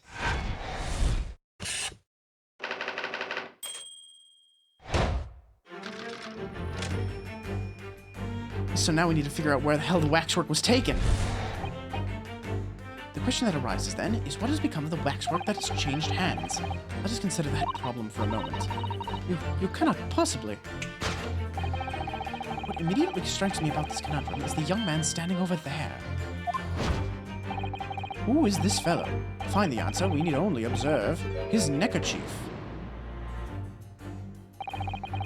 According to Mr. Sholmes, the yellow neckerchief is a sign to other policemen that some crime is underway.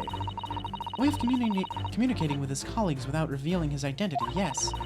It's a secret that's closely guarded by Scotland Yard. That Mr. Sholmes didn't hesitate to give away.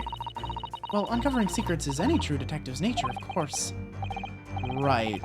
And judging from Madame Two-Spell's reaction to Mr. Sholmes' deduction, I think perhaps we might not have identified the man quite correctly.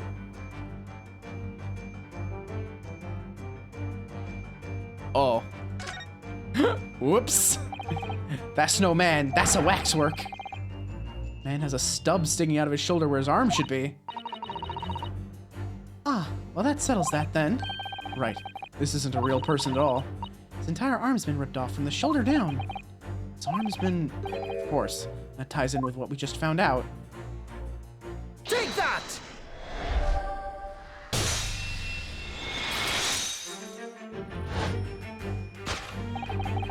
Who is this fellow? To find the answer, we'd only observe his shoulder stub. No such boneless human walks this earth. Of that I can assure you. In other words, the man standing here, the young Sergeant John Clay, is in fact, defying all odds, a waxwork model. I seem to remember it was you who concluded he was a real person in the first place, Mr. Sholmes. He has become quite a celebrity in London, being the winner of no less than 3 releasing awards last year. I simply had to make a model of the man. Naturally. What other explanation could there be? And it was this detective's arm that was pulled off by the man on the floor in the special exhibit, wasn't it? Next, we turn our attention to the old man sat before him with the particularly unsightly visage. I've been watching closely, and he hasn't moved a muscle. Almost, in fact, as if he were a waxwork. Ah, but you... Your reaction only confirms my suspicions, madame. I noticed it at once, of course. Observe. The telltale sign that instantly proves whether or not this old man is waxwork is the obvious price tag. A killer policeman called Ottermole, was it? Was he well known? It was all over the papers last year, but I can't say I know what he looks like. It's a very low price, though. Threepence isn't much money. Only enough for a few measly hours of gas in Mr. Garrideb's delightful lodgings, in fact. So this is the special killer taken from the special exhibit, is it? The waxwork that somebody stole from the museum and tried to ransom for 200 pounds. This crusty old killer policeman Ottermole? Really? Perhaps we should have a good look around again and see if another idea crops up.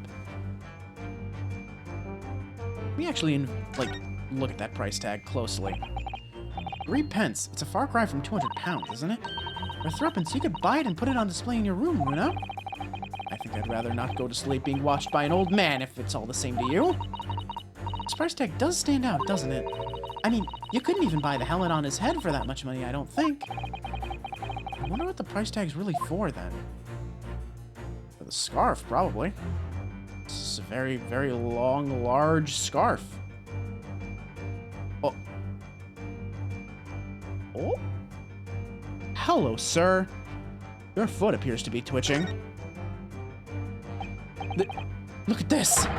The old man's tapping his foot like crazy. He seems to be fast asleep, though. He's not tapping his foot consciously, then. So you mean... It must be a Twitch. Twitch? Twitch.tv? /royal_rogue? Subscribe now? Sorry, that was terrible. That was awful. Never mind that. The point is, waxworks don't tap their feet. Or Twitch. And look at his arm, too. We've seen a scarf like that somewhere else around here, haven't we? Take that! Yeah, he's got to be related to Pat and Rolly, right? They have a scarf just like that one. Yeah, it would have been funny if a subscription rolled in right then and there. But that's fine. Nobody is, required to subscribe to me. I am... At the moment, I'm far more concerned with, followers and growing the audience anyhow. I'll worry about monetization later. That can just come later. I'm not at the point where I'm worried about money at all right now. The obvious twitch. Even the most realistic waxworks do not exhibit a twitch. In other words, this splendid old man is in fact a genuine member of Scotland Yard. Slight shift in your choice of adjectives, then. And there you have it. Well, Madame Two Spells? Well, what? It was me who contacted the police and demanded that someone come in the first place. He is clearly fatigued. He is sound asleep. But then, what's this tag showing a price of 3 pence? No doubt the price tag of the muffler which the old Bobby purchased recently at a local market. And I presume you've observed the scarf tied around his arm. Does that not strike you, Mr. Naruhodo? Yes, the secret sign used by detectives to show that some criminal activity is currently underway. Of course, because, as you know, there has been just such a criminal activity happening here, as you deduced from the very beginning, Detective. So, it would seem that we finally arrive at the truth.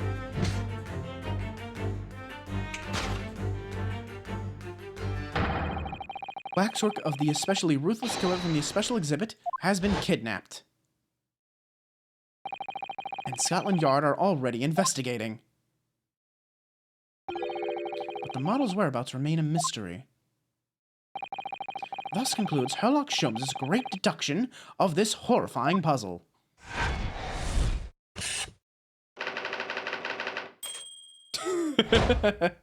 Waxwork location. Fuck it, I don't know. Great deduction. Great deduction. Very good.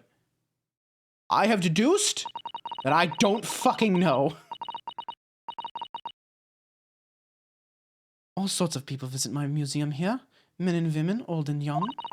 Sometimes they drop in just for a short time on their way back from the pub. I welcome them all. But if anyone tries to damage my exhibits, I do not take it lightly. Anyway.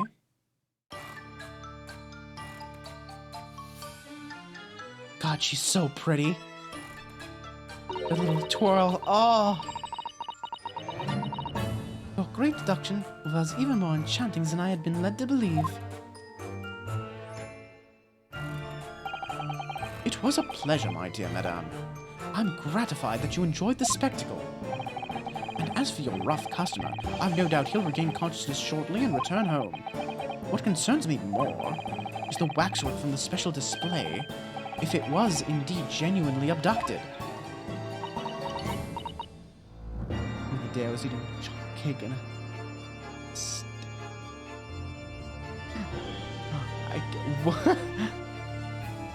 I casually remember the day I was eating chocolate cake in a street and someone got stabbed in the middle of the fucking pavement. Ah, yeah. The fucking case where a poor Olive Green bent over to pick up a book and got a knife dropped in her spine. Yes, tragically it was. Then I would ask you recount to us the events surrounding the stolen waxwork, in as much detail as possible, if you please. Very well. But after I have told you what I know, I must insist that you return to your work. The talents of a great detective could be put to better use, I feel, but as you wish.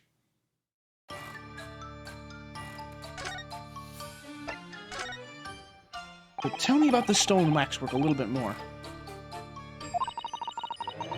It was some days ago, when I came in here one morning, I immediately noticed that the waxwork was missing from the special exhibit here.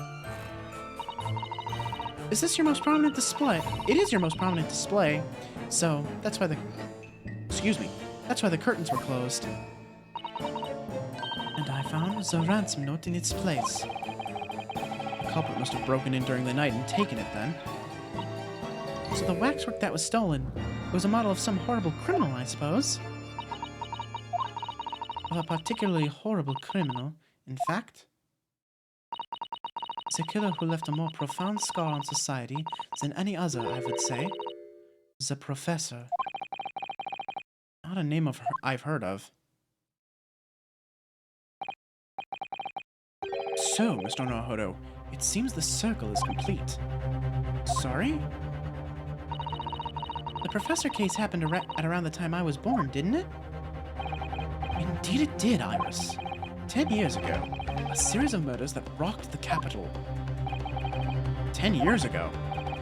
Yes, at exactly the time that Barak von Zykes graduated from university, in fact. Oh.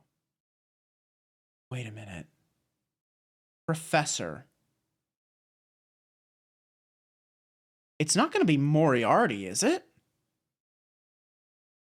Because I've been wondering, like, this whole time, because we have Sherlock Sholmes. Would Moriarty make an appearance at some point, or be mentioned at all? I wonder if this is it. What? Surely he's not saying... It's the big event that changed Mr. Reaper's life.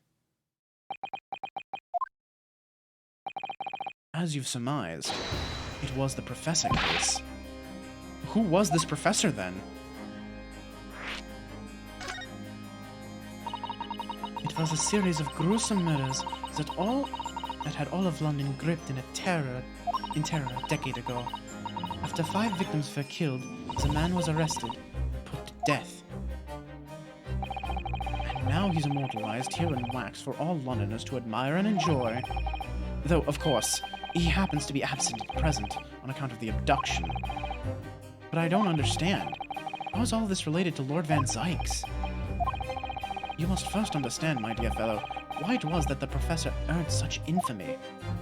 It was due to the victims he chose, some of Whitehall's finest. What do you mean, Hurley? Those murdered by the professor were some of the highest members of the British aristocracy. Members of the nobility, even royalty. It sent shockwaves through the country's administration. Members of the... Ah, wait, of course! What Professor Harebrained said.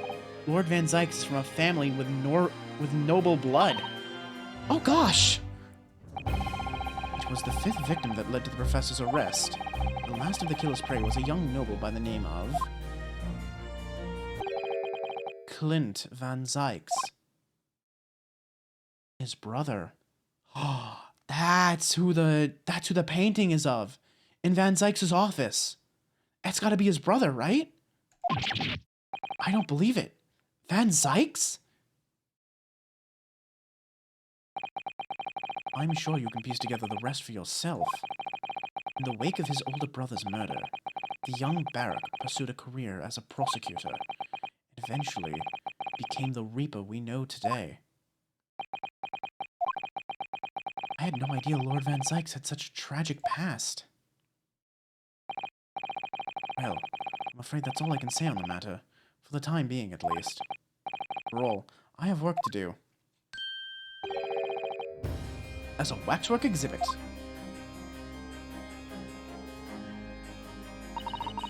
I'm afraid I shall have to excuse myself as well. Oh, yes, of course.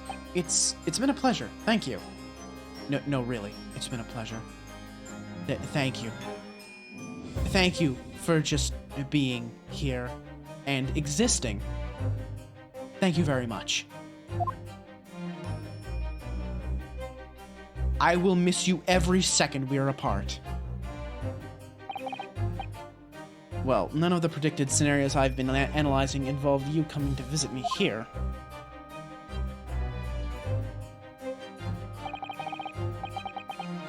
It's been too long, it really has. I'm delighted to see you, Barak.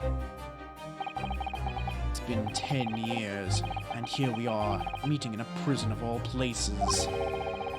I can't forgive myself to what happened to Mr. Assman. I just can't. I still can't believe it could happen.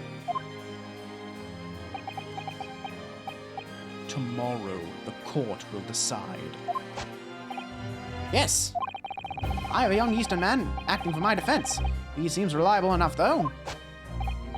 It was an accident. A terrible accident. He assures me he can prove it. I must warn you. Oh, I know. I've heard already. You're going to be prosecuting, aren't you? Yes. Since I returned to England, I've heard lots of stories. Barrack, are you really? What? Never mind. I know that you have my best interest at heart. My friend is on trial. I wouldn't entrust it to anybody else. Of course. I fully understand. Thank you, Barrack. Until tomorrow, then. I'll see you in court.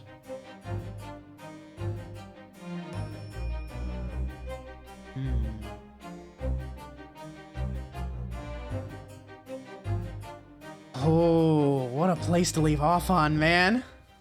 Damn. Oh, this is getting good, dude. I'm excited. I am aware that this is supposed to be a very long case. Like, supposedly this is like final case length. So I'm excited to see how deep this rabbit hole goes. And I'm very excited to see more of Madame Two Spells. Very, very excited to see more of Madame Two Spells. Very soon, hopefully. Yes. Maybe even in my dreams. Sorry, what? Anyway. Thank y'all for joining me, as always. It's very nice to be back. Even if I was, like, starting to doze a little, like for a minute there. I was dozing for a while, and then just, I love that I was, like, falling asleep a little bit, and then just fucking, like, Madame Two Spells shows up, and I'm like, yes, I'm awake. Hello, I'm very awake. How you doing? How's it going? All right, who am I throwing you at right now, huh? I am going to throw you to. Let's see. Oh. Wait, hang on. Let me see how long. How long have you been going? Okay. Let's see. I'm going to toss you to.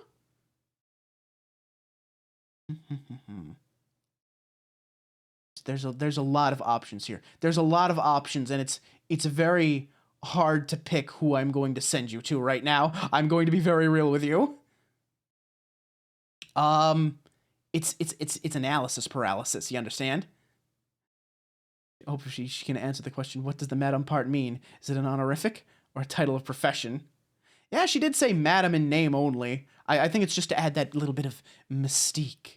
Or just so they didn't have to change the sign on the exhibit when she inherited it from her mother. I am going to kick you over to. You know what? I haven't rated Mackenzie in a very, very long time. And Mackenzie is always a lot of fun.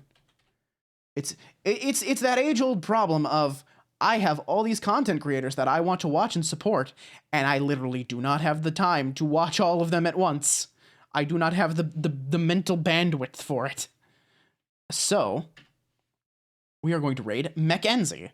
I think you'll all really enjoy them. They're really cool. They got like a rubber hose aesthetic going on, and they got like a lot of like really fun like point redeems. So if you follow them, you'll get enough points to like play a bunch of Baba Booies, which is a great deal of fun. I can assure you. I've done it before. It's good fun. But also like they're just like their production quality is so high. Like they have like I was talking about like I want to look into more like OBS plugins. They make incredible use of OBS plugins. They're excellent. They do a great job. Anyway. So let's see. What's going on this week? Friday, The Wonderful 101. I'm very excited about that. The remaster version on the PC, very excited to play that. That is such a cool, fun game. It is so over the top. It is Platinum Games firing on all cylinders, and I'm so excited. That's why I got the Skeb. I was so excited for it, I got the Skeb. Social links down below. Discord, if you haven't joined, you can join us there, hang out with us. And that's about it. I'll see you guys on Friday. Take care, y'all, and have a good one. Peace.